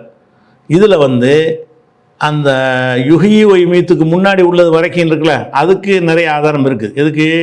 லா இலாஹ இல்லல்லாஹு வஹ்தஹு லா ஷரீக்க லஹு லஹுல் முல்கு வலஹுல் ஹம்து, அது வரைக்கும் ஹதீஸ்களில் இருக்கிறது. யுஹ்யி வ யுமீத்து வஹுவ அலா குல்லி ஷைஇன்ங்கிற 2வது பாட்டுக்கு தான் என்ன இல்லை, அதுக்கு ஒரு ஆத்தன்டிக்கான ஒரு செய்தி இல்லை. அது என்ன எப்படி வருதுன்னு கேட்டால், இப்போ உதாரணமாக புகாரில் 844வது ஹதீஸ் எடுத்துக்கிட்டீங்கன்னு சொன்னால், அண்ணன் நபி ஸல்லல்லாஹு அலைஹி வஸல்லம் கான யகூலு ஃபீ துபுரி குல்லி ஸலாத்தின் மக்தூபத்தின், கடமையான ஒவ்வொரு தொழுகைக்கு பின்னாலும் ரசூல் ஸல்லல்லாஹு அலைஹி வஸல்லம் ஓதுவார்கள். என்ன ஓதுவார்கள் என்றால், லா இலாஹ இல்லல்லாஹு வஹ்தஹு லா ஷரீக்க லஹு லஹுல் முல்கு வலஹுல் ஹம்து வஹுவ அலா குல்லி ஷைஇன் கதீர். யுஹ்யி வ யுமீத்து இல்லை. ஆனால் வேற ஒரு கதீருக்கு அப்புறம் அல்லாஹும்ம லா மானிய லிமா ஆத்தைத வலா மௌத்திய லிமா மனஅத்த அந்த இதெல்லாம் சேர்த்து வருகிறது. அந்த யுஹ்யி வ யுமீத்துங்கிறது இல்லாமல் ஒவ்வொரு தொழுகையிலையும் ரசூலுல்லாஹ் ஓதுனாங்கன்னு வருது. எல்லா தொழுகைங்கிறது சுபுஹ் மகரிப் அடங்கிரும்ல. அதில் என்ன வருதுன்னா, யகூலு ஃபீ துபுரி குல்லி ஸலாத்தின் மக்தூபத்தின், கடமையான ஒவ்வொரு தொழுகைக்கு பின்னாடியும். அப்படின்னா ஒவ்வொரு தொழுகையில் கடமையான ஒவ்வொரு தொழுகையில் மகரிபு சுபுஹ் இருக்கத்தானே செய்து, நீங்கள் மகரிபு சுபுல இதை ஓதலாம். எதை ஓதலாம்? அந்த யுஹ்யி வ யுமீத்து வஹுவ அலா குல்லி ஷைஇன் கதீர், அதைத்தான் மைனஸ் பண்ணிக்கலாமே தவிர அது வரைக்கும் உள்ளது ஹதீஸில் உள்ளது தான். அதே மாதிரி இது புகாரில் 844. அதே மாதிரி புகாரில் 3293வது ஹதீஸில் என்ன வருதுன்னு கேட்டால், மன் கால லா இலாஹ இல்லல்லாஹு வஹ்தஹு லா ஷரீக்க லஹு லஹுல் ஹம்து லஹுல் முல்கு வலஹுல் ஹம்து வஹுவ அலா குல்லி ஷைஇன் கதீர் என்ற சொல்லை யார் ஃபீ யௌமின் மிஅத்த மர்ரா, ஒவ்வொரு நாளும் 100 தடவை ஓதுகிறாரோ, மொத்தத்தில் ஒரு நாளைக்கு 100, 5 வேளை தொலைக்கு 10 கூட ஓதிட்டு போங்க. அல்லது டைம் கிடைக்கும் போது என்ன செய்யுங்க, ஒரு வேளையிலே 100 கூட ஓதுங்க. ஒரு நாளைக்கு 100 தான் கணக்கு. மன் கால லா இலாஹ இல்லல்லாஹு வஹ்தஹு லா ஷரீக்க லஹு லஹுல் முல்கு வலஹுல் ஹம்து. ஆனால் யுஹ்யி வ யுமீத்து இதில் இல்லை. இந்த யுஹ்யி வ யுமீத்துங்கிற வார்த்தை தான் இல்லாமல் இருக்கே தவிர அதுக்கு முந்தி நீங்கள் சொன்ன விஷயம் இருக்குது. லா இலாஹ இல்லல்லாஹு வஹ்தஹு லா ஷரீக்க லஹுல் முல்கு வலஹுல் ஹம்து வஹுவ அலா குல்லி ஷைஇன் கதீர் என்ற ஒரு சொல்லை யார் ஓதுகிறாரோ, ஃபீ யௌமின் மிஅத்த மர்ரா, ஒரு நாளைக்கு 100 தடவை ஓதுகிறாரோ, கானத் லஹு அதுல் அஷ்ரி ரிகாபின், ஒரு 10 அடிமையை விடுதலை செய்யக்கூடிய ஒரு நன்மை கிடைக்கும். ஓ குத்திபத் லஹு மிஅத்து ஹசனத்தின், 100 நன்மைகள் அவருக்கு பதிவு செய்யப்படும். ஓ முஹியத் அன்ஹு மிஅத்து செய்யத்தின், 100 தீமைகள் அவரிடமிருந்து அழிக்கப்படும். ஓ கானத் லஹு ஹிர்ஸம் மின ஷைத்தானி யௌமஹு தாலிக ஹத்தா யும்சிய, மாலை நேரம் அடைகிற வரைக்கும் ஷைத்தானிடமிருந்து அவருக்கு ஒரு பாதுகாப்பு கிடைக்கும் என்று ரசூல் ஸல்லல்லாஹு அலைஹி வஸல்லம் சொன்னார்கள் என்று புகாரில் 3293 இருக்கிறது. 100 தடவை ஓதலாம்ங்கிறது சுபுஹ் பிறகு ஓதுங்க, எப்போனாலும் ஓதலாம் தானே வருது. இந்த திக்ர் இருக்கிறது. ஆனால் யுஹ்யி வ யுமீத்து வஹுவ அலா குல்லி ஷைஇன் கதீருங்கிறது அதில் இல்லை. சரியா? அது இல்லாமல் ஒதுக்கலாம். அதே மாதிரி யுஹ்யி வ யுமீத்து இருக்குதான்னு கேட்டால் இருக்குது. அது எங்கே வருதுன்னா அஹ்மதுங்கிற நூலில் வருது. எப்படி வருதுன்னு கேட்டால், அதுவும் சுபுஹ் மகரிபுக்குன்னு வரல. அதில் என்ன வருதுன்னு கேட்டால், மன் கால ஃபீ சூக்கின், யார் கடத்தருளை ஓதுகிறாரோ, லா இலாஹ இல்லல்லாஹு வஹ்தஹு லா ஷரீக்க லஹு லஹுல் முல்கு வலஹுல் ஹம்து பியதில் கைரு யுஹ்யி வ யுமீத்து வ ஹுவ அலா குல்லி ஷைஇன் கதீர் என்பதை கடை வீதியில் யார் ஓதுகிறாரோ கதபல்லாஹு லஹு பிஹா அல்ஃபு அல்ஃபி ஹசனா, 1000 லட்சம் 1,00,000 நன்மைகள் அல்லாஹ் என்ன செய்கிறான் அவருக்கு எழுதுகிறான். மகா அன்ஹு பிஹா அல்ஃபு அல்ஃபி செய்யத்தின் 1,000 தீமைகளை அவனை விட்டு அல்லாஹ் என்ன செய்கிறான் அழிக்கிறான் என்று ஒரு ஹதீஸ் அகமதில் வருகிறது. அந்த ஹதீஸில் மட்டும்தான் யுஹியோ மீத்து வருகிறது. ஆனால் அது கடத்தெருவுலன்னு தான் வருது, மகரிபுக்கு பிறகு சுபுக்கு பிறகு வரல. அப்படி வந்தாலும் இதனுடைய அறிவிப்பாளர் கோளாறாக இருக்குது. இந்த யுஹியோ இமீத்துன்னு சேர்ந்து வருதுல துவாவில், அதில் உள்ள அறிவிப்பாளர் கடத்தெருவுக்கு தான் அது வருது. கடத்தெருவுலையாவது ஓதலாமான்னு கேட்டால் அறிவிப்பாளர் பலமாக இருக்குது. ஏன்னு கேட்டால் அம்ர் இப்னு தீனார் என்று ஒரு ஆள் தான் இதை அறிவிக்கிறார். இந்த அம்ர் இப்னு தீனார் என்பதை பற்றி லைஃபின் ஜித்தன் ரொம்ப முற்றிலும் பலவீனமான ஹதீஸு, இவர் முன்குருள் ஹதீஸு, நிராகரிக்கப்பட்ட ஹதீஸை அறிவித்தவர்னு வருகிறது. இந்த ஹதீஸு அகமதில் மாத்திரம் வரல, அபுதாவுடைய தயாலிசி அவருடைய கிதாபில் வருது, இப்னு மாஜாவில் வருது, திருமதியில் வருது, பஸாரில் வருது, தப்ரானியுடைய துவாங்கிற மோஜமுல் கபீர் இல்லை துவான்னு ஒரு புத்தகம் எழுதியிருக்கிறார், அதில் வருகிறது. இப்னு சின்னி அவர்களுடைய அமலுல் யௌமி வல் லைலாங்கிற கிதாபில் வருகிறது. இது எல்லாத்தையுமே வந்திருக்கிறது. எல்லா ஹதீஸுமே பலவீனமாக இருக்கிறது. யுஹியு மீத்துங்கிற ஹதீஸ் இன்னும் பல நூல்களில் வேறு ஒரு அறிவிப்பில் வருது. எதில் வந்தாலும் அது பலவீனமாக இருக்குது. அதனால் யுஹியு மீத்து இல்லாத வரைக்கும் நீ என்ன செஞ்சுக்கிடலாம், அதை ஓதிக்கிடலாம். அதுக்கடுத்து ஒருத்தர் கேட்குறாரு, மகரிபு சுபுகு தொழுத முடிந்தவுடன் என்ன திக்ர்கள் செய்ய வேண்டும்? அதுக்கு ரிலேட்டிவான ஒரு கேள்வி தான். மகரிபு சுபுகு தொழுது முடித்தவுடன் அதுக்குன்னு ஒரு திக்ர் இருக்குதா? 5 வேளைக்கு திக்ருன்றது இருக்குது, அது சொன்ன அந்த துவா தான். மகரிபு சுபுக்குன்னு மட்டும் ஏதாச்சும் இருக்குதான்னு கேட்குறாரு. அதில் என்ன இருக்குன்னு கேட்டால், அதில் அகமதில் ஒரு ஹதீஸ் வருது. என்ன வருதுன்னு கேட்டால், மன் கால லா இலாஹ இல்லல்லாஹு வஹ்தஹு லா ஷரீக்க லஹு லஹுல் முல்கு வலஹுல் ஹம்து வஹு அலா குல்லி ஷைஇன் கதீர் என்கிற ஒரு சொல்லை மன் காலஹா 10 மர்ராத்தின் ஹீன யுஸ்பிஹு, சுபுகு நேரத்தில் காலை நேரத்தை அடையும் பொழுது யார் 10 தடவை ஓதுகிறாரோ அவருக்கு 100 நன்மை எழுதப்படும். ஒமன் கால மிசலுதாலிக்க ஹீன யும்சி, மாலை நேரத்தை அடையும் பொழுது, மாலைன்னா அசரு மகரிபு ரெண்டையும் குறிக்கும், மாலை நேரத்தை அடையும் பொழுது யார் இதை ஓதுகிறாரோ இதே மாதிரி கிடைக்கும்னு இருக்குது. அப்போ காலையில் ஓதும் துவா மாலையில் ஓதும் துவாங்கிற அடிப்படையில் ஒரு திக்ரு இருக்கிறது. என்ன திக்ரு? லா இலாஹ இல்லல்லாஹ் வஹ்தஹு லா ஷரீக்க லஹு லஹுல் முல்கு வலஹுல் ஹம்து வஹுவ அலா குல்லி ஷைஇன் கதீர் என்பதை 10 தடவை ஓதணும். எப்போ 10 தடவை ஓதணும்? காலையில் 10 தடவைன்னா சுபு தொழுது ஓதுங்க, அதில் சுபு தொழுகைக்கு முன்னாடி கூட ஓதிக்கிறங்க. சுபு தானே, காலை நேரம் தானே, தொழுகைக்கு பிறகுன்னு வரல. ஹீன யுஸ்பி காலை பொழுது அடையும் பொழுது, அதில் ஹீன யும்சி மாலை அடையும் போது, மாலை அடையும் போது என்ன சாயந்தரம் 4 மணிக்கு ஓதுங்க, சாயந்தரம் 5 மணிக்கு ஓதுங்க, 6 மணிக்கு ஓதுங்க, மகரிபுல கூட ஓதுங்க, 10 தடவை ஓதணும். அதுக்கு ஹதீஸ் ஆதாரம் இருக்குது. சரியா?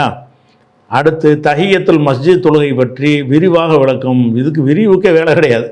தஹியத்துல் மஸ்ஜிதுங்கிறது ஒரு சின்ன ஒரு வரி தான். என்ன வரின்னு கேட்டால், இதா தகல அஹதுக்குமுல் மஸ்ஜித, புகாரியில் 444வது ஹதீஸில் வருகிறது.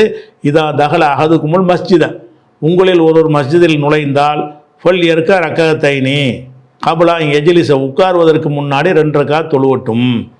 பள்ளிக்குள் நுழையிறோன்னு வைங்களேன், உட்கார்ந்துட்டோம்னா தொழுவ முடியாது. போனோன்னு என்ன செய்யணும்? பள்ளியில் போய் உட்கார்றதுக்கு, எந்த பள்ளிவாசல் நீங்கள் போனாலும் சரி, பள்ளி அதாவது தஹியத்துல் மஸ்ஜிதுனா மஸ்ஜிதுடைய காணிக்கை, பள்ளிவாசல் நுழைவதற்குரிய காணிக்கைன்னு அதுக்கு அர்த்தம். அப்படி ஒரு காணிக்கைன்னு சொல்லி இந்த ஹதீஸில் வரல. ஆனால் எப்படி வருது? இதா தகல அஹதுக்குமுல் மஸ்ஜித, உங்களில் ஒரு ஆள் மஸ்ஜிதுக்கு வருவாரையானால் ஃபல் எற்க ரக்கத்தைனி கபலாய் எஜிலிச, உட்கார்வதற்கு முன்னாடி 2 ரக்காத் தொழுது கொள்ளட்டும். அப்போ நம்ம எப்போலாம் ஒரு பள்ளிக்கு போகிறோமோ, அது பள்ளியோட வக்து தொழுகைக்கும் போவோம், சாதாரண ஒரு நேரத்துலையும் போவோம். திடீர்னு 10 மணிக்கு ஒருத்தர் பள்ளிவாசலுக்கு போகிறாரு, பள்ளிக்குள்ள நுழைஞ்சிட்டோம்ல 2 ரக்காத் தொழுதுற வேண்டியதான். லோகர் நேரத்துக்கு வர்றீங்களா, பாங்கு சொல்லலையா ஒன்றும், அது 2 ரக்காத் தொழுதுரும் பாருங்க. அப்போ பாங்கே சொல்லியிருந்தா கூட அதை 2 ரக்காத் தொழுது முடிச்சுட்டு முன்சனத்தை அப்புறமேல தொழுவுங்க. அப்போ பள்ளியில் நுழைந்த உடனே தொழுவதற்குன்னு ஒரு 2 ரக்காத் இருக்கிறது. அதுக்கு நம்ம வழக்கத்தில் அதுக்கு பேர் தஹியத்துல் மஸ்ஜித், மஸ்ஜித் காணிக்கைன்னு பேர். அந்த மாதிரி ஒரு தொழுகை இருக்குது என்பதை புகாரில் 444வது ஹதீஸில் நீங்கள் பார்த்துக்கொள்ளலாம். அதே மாதிரி ரஃபிங்கிறவர் கேட்குறாரு, கொட்டாவி விடும்போது வாயை மூடி அவுது பில்லாஹி மினஷ் ஷைத்தானிர் ரஜீம் என்று சொல்ல வேண்டுமா? கொட்டாவி விடுறாங்கள்ல, அதாவது தூக்கம் வர்ற மாதிரி இருக்குங்களா, வாய் அந்த மாதிரி வாய் புழக்கிற அந்த மாதிரி வந்தால் அதுக்கு அவுது பில்லாஹி மினஷ் ஷைத்தானிர் ரஜீம்னு சொல்லணுமா என்று கேட்குறாரு. இந்த கொட்டாவியை பொறுத்த ரசூலுல்லாஹ் என்ன சொல்கிறாங்கன்னு கேட்டால், புகாரில் 6223வது ஹதீஸில் இருக்கிறது, இன்னல்லாஹ் யுஹிப்புல் உத்தாச, தும்மல் போடுவதை அல்லாஹ் விரும்புகிறான். எக்கரகு தசாவுப, கொட்டாவி அல்லாஹ் வெறுக்கிறான். இந்த கொட்டாவி அல்லாவுக்கு பிடிக்காது. தும்மல் போடுவது அல்லாவுக்கு பிடிக்கும். அதனால் ஃபைதா அத்தச, ஒருத்தன் தும்மினானையானால் ஹமிதல்லா, அல்லாவை புகழ்ந்தானையானால் ஹக்குன் அலா குல்லி முஸ்லிமின் சமியஹு, அதை செவியுற்ற ஒவ்வொரு முஸ்லீமுக்கும் கடமை இருக்கிறது. ஐயு ஷம்மி தஹு, அவனுக்காக துவா செய்வது, இரஹமுக்கல்லான்னு சொல்வது அவனுக்கு கடமை இருக்கிறது. அம்மத் தசாவுபு, இந்த கொட்டாவி இருக்குதே அது ஃபைன்னமாகுவ ஷைத்தான், அது ஷைத்தான்றது வரக்கூடியது. அதனால ஃபல் எருத்தஹு மஸ்ததா, இயன்ற அளவுக்கு தடுக்கணும். கொட்டாய் வச்சு நம்ம வராமல் அமைக்கிடணும். கொட்டாய் வச்சு என்ன செய்யணும்? அடிக்கிறணும். ஏன்னு கேட்டால் கொட்டாய் ஹா வைதா கால ஹா ஹா என்று ஒருத்தன் சொன்னார், ஆண்டு வாயப்பழந்தான்னு சொன்னால் லைக்கு மின்னு ஷைத்தான் அவனை பார்த்து சிரிக்கிறான், அதை சந்தோஷப்படுறான், நம்ம வழிக்கு வந்துட்டான் இவன். ஏன்னா கொட்டாய் வந்து அப்படி தூக்கம் வந்துடும், இப்போ அது எதுலேயும் ஈடுபாடு இல்லாமல் போயிடும். அந்த மாதிரி ஒரு விஷயமாக ரசூலுல்லாஹ் சொல்கிறதுனால இது ஷைத்தான்ட்டு வருதுங்கிறத கன்ஃபார்ம் பண்ணுறாங்க. ஆனால் அதுக்கு என்ன சொல்கிறாங்கன்னு கேட்டால் இயன்ற அளவுக்கு அதை வந்து தடுக்கட்டும் அப்படிங்கிறாங்க. ஃபுல் எருத்தஹு, அதை தடுக்கட்டும், கொட்டாய் வராமல் என்ன செய்யணும்? முழுங்கிடணும். இது எங்கே வருது? புகாரில் 6223 வருதா? முஸ்லீமில் வர ஹதீஸில் என்ன வருதுன்னா, அதாவது அத்த சாவுமின ஷைத்தான், கொட்டாவி வந்து ஷைத்தான்ட்டு உள்ளது. வைதா தசாப அஹதுக்கும், உங்களில் ஒருத்தர் கொட்டாய் விட்டார்னு சொன்னால் ஃபுல் எக்லி மஸ்ததா, இயன்ற அளவுக்கு அடக்கி கொள்ளட்டும், இயன்ற அளவுக்கு தடுத்து கொள்ளட்டும்னு அங்கே வருது. என்ற அடக்கி கொள்ளட்டும் அப்படின்னு வருது முஸ்லீமில். அதே மாதிரி முஸ்லீமில் இன்னொரு அறிவிப்பில் என்ன வருதுன்னு கேட்டால் ஃபுல் இம்சிக் பி எதிஹி அலா ஃபீஹி, அவருடைய கையை வாயில் வச்சு தடுத்து கொள்ளட்டும். கொட்டாயை வச்சு என்ன செய்யணும்?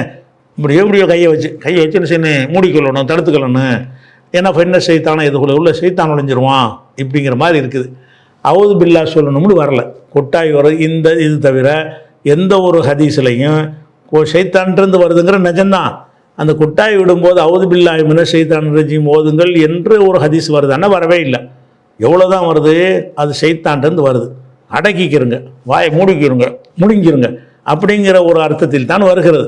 அதே நேரத்தில் ஒரு பொதுவான ஒரு ஒரு விதியாக அல்லாஹ் குர்ஆனில் ஒன்று சொல்கிறான். 7வது சூறாவில் 201 அந்த வசனங்களில் சொல்லுகிறான், இம்மா என்ஜியன்னக்கு மின ஷைத்தானி நசுகுன், ஷைத்தானிடமிருந்து உங்களுக்கு ஒரு தீண்டுதல் ஏற்பட்டால் ஃபஸ்தஈது பில்லா, அல்லாஹ்ட்ட நீ அவுது பில்லா சொல்லு, இன்னஹு சமீஉன் அலீம், அவன் செவியுறுபவன் அறிபவன் அப்படின்னு அல்லாஹ் என்ன செய்கிறான்? குர்ஆனில் 7:200 சொல்லி காட்டுறான். அப்போ இது ஷைத்தான்றது வருதுன்னு ரசூலுல்லாஹ் சொல்லிவிட்டாங்க. ஷைத்தான் உங்களை தீண்டுனா என்ன செய்யணும்? அடக்கிறது தனி விஷயம், முதல்ல அல்லாஹ்ட்ட பாதுகாப்பு தேடணும்ல. அப்போ இந்த குர்ஆன் வசனத்தின் பிரகாரம் கொட்டாது வந்துச்சின்னு சொன்னால் அவுது பில்லாஹி சொல்லலாம். ஏன் சொல்லலாம்னு கேட்டால் ஃபஸ்தஈது பில்லா, அல்லாஹ்விடமிருந்து நீ பாதுகாப்பு தேடு. எப்போ பாதுகாப்பு தேடு? இம்மா என்ஜன்னக மின ஷைத்தான் நசுன், ஷைத்தானிடமிருந்து ஒரு தீண்டுதல் உனக்கு வந்து விட்டது என்று சொன்னால், அப்போ இதெல்லாம் ஷைத்தானுடைய தீண்டுதலாக குர்ஆன் அதில் சொல்லப்பட்டிருக்கிறதோ அந்த மாதிரி விஷயங்களை நீங்கள் சந்திக்கும் பொழுது இப்போ ஷைத்தானுடைய வேலை நடக்கிற மட்டும் ஷைத்தானுடைய தீண்டுதல் வந்துருச்சு, நம்ம வந்து அல்லாஹ்ட்ட ஒரு பாதுகாப்பை தேடிக்கிறோம் அப்படி இதையும் சொல்லிட்டு வாயினால் மூடிக்கிறவும் செய்யுங்க, அடக்கி கொள்ளவும் செய்யுங்க. அப்போ இந்த வசனத்தை இருக்கே தவிர அவுது பில்லாஹி மினஷ் ஷைத்தானிர் சொல்லணும்னு ஹதீஸில் வரல, அடக்கிக்குள்ளே தான் வருகிறது. இந்த வசனத்தில் என்ன வருதுன்னு கேட்டால் ஷைத்தானுடைய தீண்டுதல் வந்துச்சுன்னு சொன்னால் நீங்கள் இது மாதிரி நடந்துக்கிறங்க. அதாவது ஃபஸ்தஈது பில்லாஹி, அல்லாஹ்ட்ட பாதுகாப்பு தேடுங்கள். அல்லாஹ்ட்ட பாதுகாப்பு தேடுங்கள்னா அதான் அவுது பில்லாங்கிறது. அல்லாஹ்ட்ட பாதுகாப்பு தேடுகிறேன்ங்கிறது அவுது பில்லாவுக்கு அர்த்தம். சரி, அடுத்ததாக வந்து முகமது நியாஸ் இலங்கையிலேருந்து கேட்குறாரு. என்ன கேட்குறாருன்னு கேட்டால், ஒரு அறிஞர் ஆய்வு செய்து சரியான தீர்ப்பு எடுத்தால் அவருக்கு 2 நன்மைகள் கிடைக்கும். அவர் ஆய்வு செய்து தவறான தீர்ப்பை எடுத்தால் ஒரு நன்மை கிடைக்கும் என்று நபி ஸல்லல்லாஹு அலைஹி வஸல்லம் கூறியுள்ளார்கள். இப்போ என்னுடைய கேள்வி என்னவென்றால், இன்ன செயலுக்கு இன்ன தண்டனை கிடைப்பதாக சொல்லக்கூடிய ஒரு ஹதீஸை ஒரு அறிஞர் இஹ்லாஸான முறையில் ஆய்வு செய்து அந்த ஹதீஸை மறுக்கிறார் என்று வைத்துக்கொள்ளுங்கள். ஒரு ஹதீஸ் ஆய்வு செய்கிறாரு, இந்த இது செஞ்சால் இன்ன தண்டனைன்னு அந்த ஹதீஸ் வருது, ஆனால் சரியான ஹதீஸா இல்லை அப்படின்னு சொல்லி ஆய்வு செஞ்சு மறுத்துடுறார். ஆனால் அந்த ஹதீஸ் அல்லாஹ்விடத்தில் சஹீஹாக உள்ளதுன்னு வைத்துக்கொள்ளும். அல்லாஹ்விடத்தில் இவர் மறுத்துடுறாராம், ஆனால் உண்மையில் வந்து அல்லாஹ்விடத்தில் சரியான ஹதீஸாக இருக்குது. அதே சமயம் அந்த ஹதீஸ் சொல்லப்பட்ட செயலை அந்த அறிஞர் செய்கிறார். இப்போ அந்த அறிஞருக்கு அந்த செயலை செய்ததுக்காக தண்டிக்கப்படுவாரா அப்படின்னு கேட்குறார். அதாவது ஒரு அறிஞரை ஒரு ஆய்வு செய்கிறாராம், ஆய்வு செஞ்சு இந்த செயல் தவறு என்று ஆய்வுக்கு அவருக்கு பட்டுருச்சு. ஆனால் என்ன செய்கிறார்? அவர் நினைக்கிறார்னா நமக்கு தவறுன்னு படுது, ஒருவேளை அல்லாஹ்ட்ட அது சரியாக இருக்கலாம்ல அப்படி நினைத்ததை செய்கிறார். செஞ்சிட்டாருன்னு சொன்னால் அவருக்கு அந்த செயலை வந்து அவருடைய நிலைமை என்ன அப்படின்னு கேட்குறாங்க. இப்போ உங்களுக்கு வந்து அந்த எந்த ஹதீஸை நீங்கள் ஆதாரமாட்டி கேட்குறீங்களோ அந்த ஹதீஸிலே அதுக்கு ஆன்சர் இருக்குது. என்ன ஆன்சர் இருக்குதுன்னு கேட்டால் அது புகாரில் வரக்கூடிய ஒரு ஹதீஸ் தான். எப்படி வருது? புகாரில் வந்து நீங்கள் எடுத்துக்காட்டின ஹதீஸ் 7352வது ஹதீஸில் வருகிறது. இதா ஹக்கமல் ஹாக்கிமும், ஒரு நீதிபதி தீர்ப்பளிக்கக்கூடியவர் தீர்ப்பளிக்கும் பொழுது ஃபஜ் தகத, நன்கு ஆய்வு செய்து, சும்மா அசாப, அவர் சரியான முடிவை எட்டிவிட்டார் என்று சொன்னால் ஃபலகு அஜிரானே, அவருக்கு 2 கூலி இருக்கிறது. ஆய்வு செஞ்சு இதுதான் இதனுடைய தீர்வு என்று கண்டுபிடித்தார் என்று சொன்னால் அவருக்கு 2 கூலி இருக்கிறது. ஒய்தா ஹக்கம, அவர் தீர்ப்பளிக்கும் பொழுது ஃபஜித்தகத, ஆய்வு செஞ்சு சும்மா தவறான முடிவை அடைந்து விட்டார் என்று சொன்னால் ஃபலகு அஜிருன், அவருக்கு 1 கூலி இருக்கிறது. அப்போ வந்து சரியான முடிவை எட்டினால் 2 கூலி, தவறான முடிவை எட்டினால் 1 கூலி. அல்லாட்டது சரியாக இருந்தாலும் சரி. இதுக்கு என்ன அல்லாட்ட சரின்னு தான் அர்த்தம். தவறான முடிவை எட்டிட்டாருன்னா என்ன அர்த்தம்? அது அல்லாவிடத்தில் சரியாக இருக்கலாம். ஆனால் இவர் என்ன செஞ்சிடறாருன்னு கேட்டால் தவறுங்கிறார். மனோயிச்சை இப்படி சொல்லி ஆய்வு செஞ்சு சொல்கிறார். இவர் ஆய்வு செய்கிறாரு, இதுதான் இது வந்து ஹராம் தான் அப்படின்னு முடிவு எடுத்துடுறார். அல்லாட்டி நெசமாக ஹராம் இருக்குதுன்னு வைங்க, 2 கூலி. இல்லை ஹராம் இல்லைன்னு முடிவு எடுத்துடுறாரு, ஆனால் உண்மையில் ஹராமாக இருக்குது. இப்போ தப்பு செஞ்சிட்டார். இந்த தப்பு செஞ்சவருக்கு ரசூலுல்லாஹ் சொல்றது என்ன செய்கிறாங்கன்னு கேட்டால், அல்லாட்ட என்னவா இருக்குன்னு உனக்கு தெரியுமா? அது மறுமையெல்லாம் தெரிய போகுது. அல்லாட்ட சரியாக இருக்கக்கூடிய ஒரு விஷயத்தை நீ தப்புன்னு முடிவு எடுத்தாயானால், ஆய்வில் எடுத்தாயானால் உனக்கு ஒரு கூலி இருக்குன்னு தான் சொல்கிறாங்க. அப்போ நம்ம அதை செஞ்சாலும் தண்டனை கிடையாது. நம்ம ஒரு விஷயத்தை செய்கிறோம், தவறான முடிவு தான். ஆனால் தவறு என்பதற்காக நம்ம செய்யல, நம்ம ஆய்வு செஞ்சு இருக்கிறோம். நம்ம ஆய்வு செஞ்சு பார்த்த வகையில் இது தவறு என்று தெரிகிறது, இது ஹராம் என்று தெரிகிறது, அல்ல ஒரு ஹலால் என்று தெரிகிறது. ஒரு ஹராம்னு எல்லாரும் சொல்கிறாங்க. நான் ஆய்வு செஞ்சு அதை ஹலால்னு நான் நினைக்கிறேன். நான் நிஜமாக உண்மையாக ஆய்வு செய்யணும். நான் அதை விரும்பி மனம் வச்சு இப்படி வளைச்சிடக்கூடாது. அதை ஆய்வுன்னு அர்த்தம் தானே. இஜித்தகதனால நல்லா கடுமையாக உழைக்கணும். கடுமையாக உழைத்து ஆய்வு செஞ்சு நம்ம ஒரு சரியான ஒரு முடிவு எடுக்க பாடுபடுறோம். அல்லாவிடத்திலும் சரியான முடிவாக இருக்கும் என்று சொன்னால் 2 கூலி கிடைக்கும்.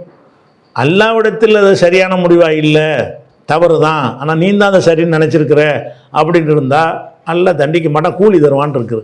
அதனால் குற்றம் வராது. வழங்குதா? அல்லாவிடத்தில் சரியாக இருந்தாலும் சரி தான். நீங்கள் எதை ஆய்வு செஞ்சு கண்டுபிடிச்சிங்களோ அதன்படி தான் நீங்கள் நடக்கணும்.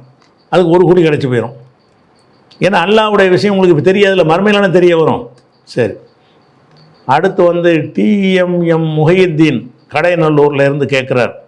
என்ன கேட்குறாருன்னா, 2661 வசனம், அந்த வசனத்தில் வந்து நாம் பிடிக்கப்பட்டு விடுவோம் என்று மூசாவின் சகாக்கள் கூறினார்கள் அப்படின்னு வருகிறது. மேற்கண்ட வசனத்தில் நேருக்கு நேர் என்ற சொல் வருகிறது. அதே நேரத்தில் 26:52 வசனத்தில் பின்தொடரப்படுவீர்கள் என்று வருகிறது. மூசாவும் அவரது கூட்டத்தாரும் ஃபிரௌனால் பின்தொடரப்படும் போது, மூசாவின் கூட்டத்திற்கு பின்னால் ஃபிரௌன் கூட்டம் செல்லும் பொழுது எப்படி நேருக்கு நேராக பார்க்க முடியும் அப்படின்னு கேட்குறார். அவர் என்ன கேட்குறாருன்னு கேட்டால், ஒரு வசனம் சொல்லுகிறது ஃபிரௌன் விரட்டிக்கிட்டு வர்றான், மூசா நபியும் அவங்க உம்மத்தும் ஓடிக்கொண்டிருக்கிறார்கள். ஓடிக்கொண்டிருந்தார்கள் என்று சொன்னால் அவங்க வந்து முதுவை காட்டிட்டு தான் ஓடுவாங்க. ஃபிரௌன் விரட்டிக்கிட்டு வர்றான், இவ எதிர்த்தவங்க வரல, எதுக்க வந்தால் தான் நேருக்கு நேராக பார்க்க முடியும். அப்போ ஒரு வசனத்தில் என்ன சொல்லப்படுதுன்னா, ஃபிரௌன் விரட்டி கொண்டு வந்தான், அவங்க ஓடிக்கொண்டிருந்தார்கள்னு வருது. அப்போ ஓடிக்கொண்டு இருப்பவர்களும் விரட்டி கொண்டு வருபவர்களும் நேருக்கு நேரம் பார்க்க முடியுமா? முடியாது. இவன் முதுகத்தான் பார்ப்பான், அவங்க அதுக்கு எதுக்க உள்ள என்னத்தையும் பார்த்துட்டு ஓடிக்கிட்டு இருப்பாங்க. இப்படி வந்துட்டு ஒரு வசனத்தில் என்ன வருதுன்னு கேட்டால், அவங்க ரெண்டு அணியும் ஃபிரௌனுடைய கூட்டத்தாரும் மூசா நபி கூட்டம் நேருக்கு நேர் சந்தித்த பொழுதுன்னு வருது. ஃபலம்மா தரால் ஜம் ஆனி, 2 கூட்டம் நேருக்கு நேர் சந்தித்து கொண்ட பொழுது மூசா நபியுடைய தோழர்கள் சொன்னார்கள், இன்னால முதுரக்கூன் யா மூசா, இன்னால முதுரக்கூன் மூசாவே, நம்ம மாட்டிக்கிட்டோமே அப்படின்னு சொன்னார்கள் வருது.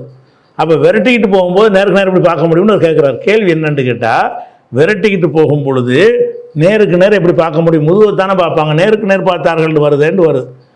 அப்படி வராது. ஏன்னு கேட்டால் அதில் வந்து விரட்டிக்கிட்டு வரும்போது நேருக்கு நேராக பார்க்கலாம். விரட்டிக்கிட்டு வர்றாங்க, அந்த சம்பவத்தின் பிரகாரம் என்ன வருதுன்னா, எதுக்க வந்து கடல் வந்துடுது. அவன் விரட்டிக்கிட்டு வர்றான், ஸ்டாப் பண்ணியிருந்தாள், அதை ஓடுவதே அவங்கள நிப்பாட்டுறது. அப்போ நின்றுட்டா என்ன செய்வாங்கன்னா, திரும்பி தானே பார்ப்பாங்க. என்னோட அங்கிட்டு பார்க்க கடலாக இருக்குது, இங்கிட்டு வந்து அவன் நெருங்கி வந்துட்டான், நேருக்கு நேரம் பார்க்கத்தானே செய்வாங்க. ஓடிக்கிட்டே அவங்க இருக்கலையே, ஓடிக்கிட்டே இருக்கிற ஓட்டம் வந்து நிறுத்தப்படுது. எதனால் நிறுத்தப்படுது? கடல் குறுக்கிடுவதால் நிறுத்தப்படுகிறது. அதுக்கு மேலே ஓட முடியாது.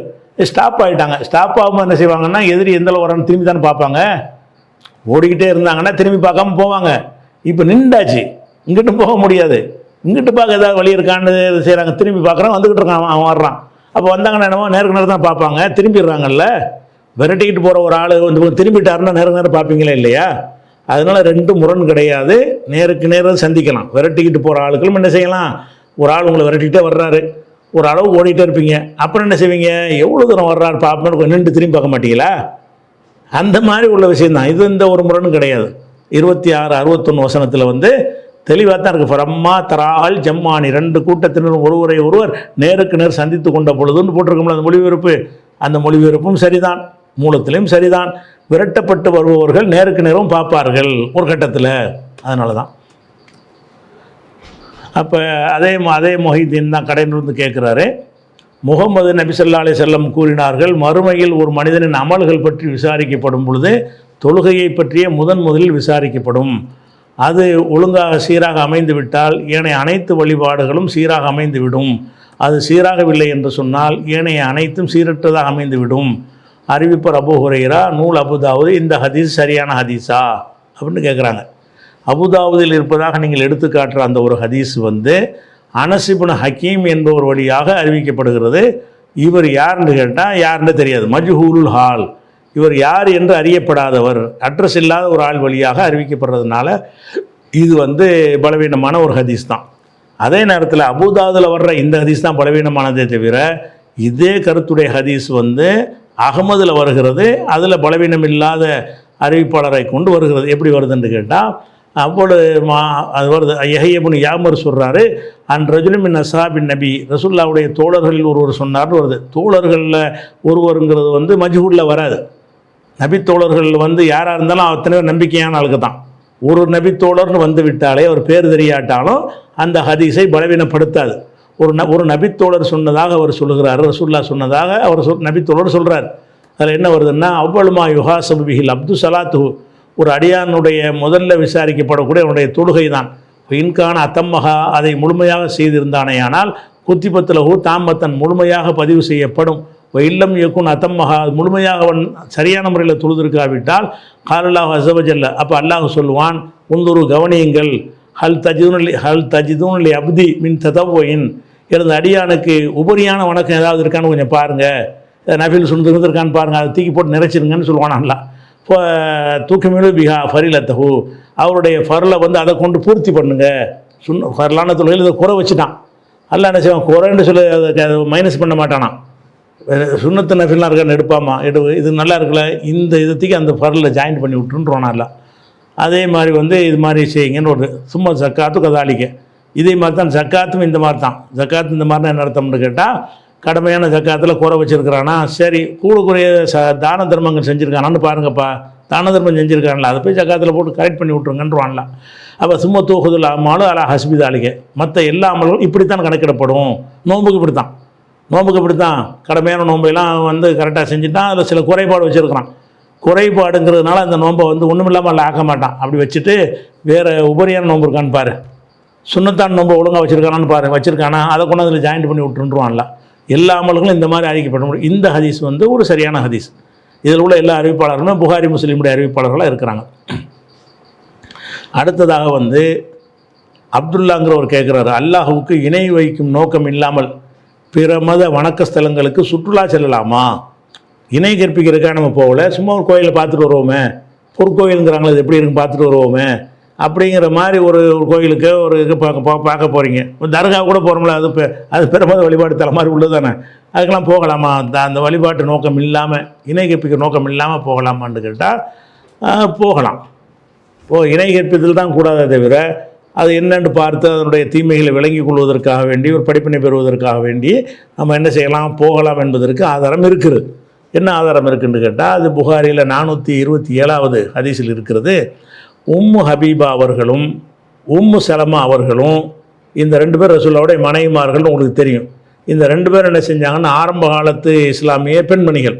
இவங்க என்ன செய்கிறாங்கன்னு கேட்டால், ஹிஜ்ரத்து பண்ணி மக்காவிலேருந்து அபிசீனியாவுக்கு போயிட்டாங்க. அபிசீனியாவில் மக்காவில் இருந்தாங்க. ரொம்ப கொடுமைப்படுத்தப்படுறாங்க. கொடுமைப்படுத்தப்பட்டவங்க என்ன செய்கிறாங்கன்னு கேட்டால், நம்ம வந்து அபிசினியாவுக்கு போயிடுவோமேன்னு ஹிஜ்ரத் பண்ணி போயிட்டாங்க. போன பிறகு அந்த அபிசினியாவெல்லாம் வந்து நஜ்ஜாஷி மன்னர் உட்பட கிறிஸ்துவர் தானே, பிறகு இஸ்லாத்துக்கு வந்துட்டார். அந்த கிறிஸ்தவர்களுடைய ஒரு நாடாக அது இருக்கிறது. அந்த நாடாக இருந்தால் என்ன இருக்கும், கிறிஸ்துவ ஆலயங்கள் தானே இருக்கும். அப்போ இவங்க என்ன செய்கிறாங்கன்னு கேட்டால், அங்கே ஒரு முக்கியமான ஒரு ஒரு ஒரு சர்ச் இருக்கிறது அந்த அந்த அபிசினியாவில். அதை போய் வந்து 2 பேரும் பார்க்குறாங்க. ஹிஜ்ரத்து பண்ணி இருக்கும் பொழுது அபிசினியாவில் இருந்து என்ன செய்கிறாங்கன்னா, உம்மு சலமா உம்மு ஹபீபா 2 பேரும் ஜக்கரத்தா கனீசத்தன் ராயினஹா பில் ஹபஷா, ஹபஷாவில், ஹபஷான்னா அபிசினியான்னு சொல்கிறாங்க. அபிசினியா மட்டும் இல்லை, எத்தியோப்பியா, சோமாலியா, அபிசினியா 3க்கும் சேர்த்து ஹபஷா. அந்த காலத்தில் ஹபஷா என்பது இப்போ 3 நாடாக இருக்கிறது. அந்த ஹபஷாவில் எது அடங்கும்னு சொன்னால் அபிசினியா அடங்கும், எத்தியோப்பியா அடங்கும், சோமாலியா அடங்கும். இந்த 3க்கும் சேர்த்த பேர் பெரிய சாம்ராஜ்யம் அது. அந்த நாடை தான் நஜ்ஜாஷி மன்னர் ஆண்டார். அப்போ என்ன செய்கிறாங்கன்னா, தக்கரத்தா கணீசத்தன் ஒரு ஆலயத்தை அவர்கள் ஆலயத்தை பற்றி பேசினார்கள். யார் பேசினா? உம்மு ஹபீபாவும் உம்மு சலமாவும் பேசுகிறாங்க ரசூல்லாட்ட. என்ன செய்கிறாங்கன்னா, ராயினஹா பில் ஹபஷா, அபிசினியாவில் அவர் கண்டார்களே, ஃபிஹா தசாவீரு, அதில் நிறைய உருவங்கள்லாம் பதிக்கப்பட்டிருக்குமே, அந்த ஒரு ஆலயத்தை பற்றி இப்போ தக்கரத்தால் இன்னபி ஸல்லல்லாஹு அலைஹி வஸல்லம் ரசூல்லாட்ட வந்து அதை பற்றி ரசூல் பேசுகிறாங்க. ஹிஜ்ரத்தெல்லாம் முடிஞ்சு இஸ்லாமிய கை ஓங்கின பிறகு உம்மு சலமா உம்மு ஹபீபா 2 பேரும் எங்கே வந்துடுறாங்க? மதீனாவுக்கு வந்துடுறாங்க. வந்து ரசூல்லாவுக்கு மனைவியாகவும் ஆயிடுறாங்க. ஆனதுக்கு பிறகு ஒரு நாள் ரசூல்லாவுக்கு முன்னாடி பேசுகிறாங்க, நாங்கள் அபிசினியாவில் இருந்தோம்ல, அப்போ ஒரு கோயிலை பார்த்தோம், ரொம்ப அழகாக வேலைப்பாடெலாம் பயங்கரமாக இருக்கும் அப்படின்னு ரசூல்லாவுக்கு முன்னாடி அதை பற்றி விளக்குறாங்க. அப்போ ரசூல்லா என்ன செய்கிறாங்கன்னா, இன்ன உலாயிக்க இதாக்கான ஃபீஹிம் ரஜுலு சாலிஹு ஃபமாத்த, அந்த மக்கள்கிட்ட ஒரு நல்ல மனுஷன் ஒருத்தர் இறந்து விட்டான் என்று சொன்னால், பனோ அலா கப்ரிஹி மஸ்ஜிதா, அவனுடைய அடக்க ஸ்தலத்தில் ஒரு மஸ்ஜிதை, ஒரு வழிபாட்டு தலத்தை உருவாக்கி கொள்கிறார்கள். ஓ சவ்வரூஃபிஹி தில்கசூர், அந்த உருவங்களையும் அதில் வரைந்து விடுகிறார்கள். இப்போ உலாய்க்கு சிராருல் ஹல்கு இந்தல்லாஹ் யோமுல் கியாமா, கியாம நாளில் அவங்க தான் படைப்பில் மகா கெட்டவங்க அப்படின்னு ரசூல்லா சொன்னாங்களே தவிர, நீங்கள் எப்படி அதை போய் பார்த்தீங்க, அதுக்கே நீங்கள் போனீங்கன்னு ரசூல்லா கேட்கல. இதில் வந்து அவங்க செஞ்ச செயல் தவறுன்னு கண்டிக்கிறாங்களே தவிர, நாங்கள் அதை போனோம்னு சொல்லும் பொழுது ரசூல்லாவுடைய கடமை என்ன, மார்க்கத்தை சொல்கிறதானே கடமை. அவங்க போகிறது தவறாக ஒன்று இருந்துச்சுன்னா இதை வந்து அடித்து திருத்த வேண்டிய விஷயம். நீங்கள் போனது சரி, இனிமேல் போகக்கூடாது, இந்த சர்ச்சைகள்லாம் நீங்கள் போனது தப்பான விஷயம்ன்ற சொல்ல அவங்க வந்து எச்சரிக்கை பண்ணலை. வேறு என்ன பண்ணுறாங்க, அவ்வளோ அழகாக இருந்துச்சா அதை அப்படி தான் செய்வாங்க, மகா கெட்டவங்க, ஒரு ஆள் செத்தாக விடமாட்டாங்க அப்படின்ற சொல்ல சொன்னாங்களே தவிர, இந்த 2ஐயும் வர்ணித்தவர் உம்மு ஹபீபா உம்மு சலமாவை ரசூல் ஸல்லல்லாஹு அலைஹி வஸல்லம் கண்டிக்கவில்லை. இது புகாரில், ஏன்னா வழிபாடு இருக்கவங்க போகலை, பார்க்குறதுக்கு போனாங்க. புகாரில் 427 வருது. 427 மட்டும் இல்லை, 434, 1341, 3873, இந்த 4 இடங்களில் இந்த ஹதீஸு புகாரில் மட்டும் வருகிறது. அதே மாதிரி வந்து ரசூல் ஸல்லல்லாஹு அலைஹி வஸல்லம் என்ன செய்கிறாங்கன்னு கேட்டால், அவுஃப் இப்னு மாலிக்ங்கிற ஒரு பழைய காலத்து பாதிரியில் ஒரு ஆள், அவர் என்ன செய்கிறாருன்னு கேட்டால், நபி ஸல்லல்லாஹு அலைஹி வஸல்லம் அவர்களோடு நானும் அவர்களும் என்ன ஒரு யூதர்களுடைய கோயிலுக்கு போனோம். யார்? ரசூல்லா போயிருக்கிறாங்க. ரசூல் ஸல்லல்லாஹு அலைஹி வஸல்லம் அவர்களும் அவுஃப் இப்னு மாலிக் என்பவரும் அந்த கோயிலுக்கு போகிறாங்க. கோயிலில் அந்த மக்கள்லாம் இருப்பாங்க, யூத கோயிலில் யூதர்கள்லாம் இருப்பாங்க. அப்போ ரசூல் அங்கே போய் என்ன செய்கிறாங்கன்னா, யா மாஷரல் யஹூதி கூட்டமே, அருணி இஸ்னை அஷர் ரஜுலன், ஒரு 12 பேர் எனக்கு தாங்க, யஷ்ஹதுன அல்லா இலாஹ இல்லல்லாஹ் அன்ன முஹம்மது ரசூலுல்லாஹ் என்று சொல்லக்கூடிய, அஷஹது அல்லா இலாஹ இல்லல்லாஹ் அன்ன முஹம்மது ரசூலுல்லாஹ்னு சொல்லக்கூடிய, மொழிந்திருக்கக்கூடிய ஒரு 12 பேரை எனக்கு காட்டுங்கள். யஹத்துல்லாஹ் பிஹி அன்குல்லி யஹூதியின் தகத்து அதிமி சமாயி, இந்த பூமிக்கு கீழே உள்ள ஒவ்வொரு யஹூதியிடமிருந்தும் அல்லாஹ் அவங்களுடைய பாவத்தை அழிச்சிருவான் அப்படின்னு ரசூல்லா வந்து கேட்குறாங்க. யாரும் வாயை பேசலை. ரசூல்லாவுடைய அந்த அழைப்புக்கு அவங்க பதில் சொல்லலை. அப்புறம் ஒரு ஆள் மட்டும் என்ன செய்கிறாருன்னு கேட்டால் வந்து பதில் சொல்ல மறுபடியும் சொல்கிறாங்க, நான் யாருன்னு தெரியுதான்னு கேட்குறாங்க. நான் தான் ஹாஷிர், எழுப்பக்கூடியவன், மக்களை திரட்டுறவன், அனல் ஆக்கியம், நான் தான் இறுதியானவன், வனன் நபியுல் முஸ்தபா, தேர்ந்தெடுக்கப்பட்ட நபியா நான் தான், ஆமன்த்தும் கதவுத்தும், நீங்கள் நம்பினாலும் சரி நம்பாட்டாலும் சரி அப்படின்ற சொல்ல தன்னை பற்றி அறிமுகப்படுத்துகிறாங்க. அப்போ போயிட்டு திரும்பிடுறாங்க. அப்போ நாங்கள் வெளியேற வரும்போது என்ன செய்கிறாங்கன்னா, ஒரு ஆள் பின்னாடி வர்றாரு.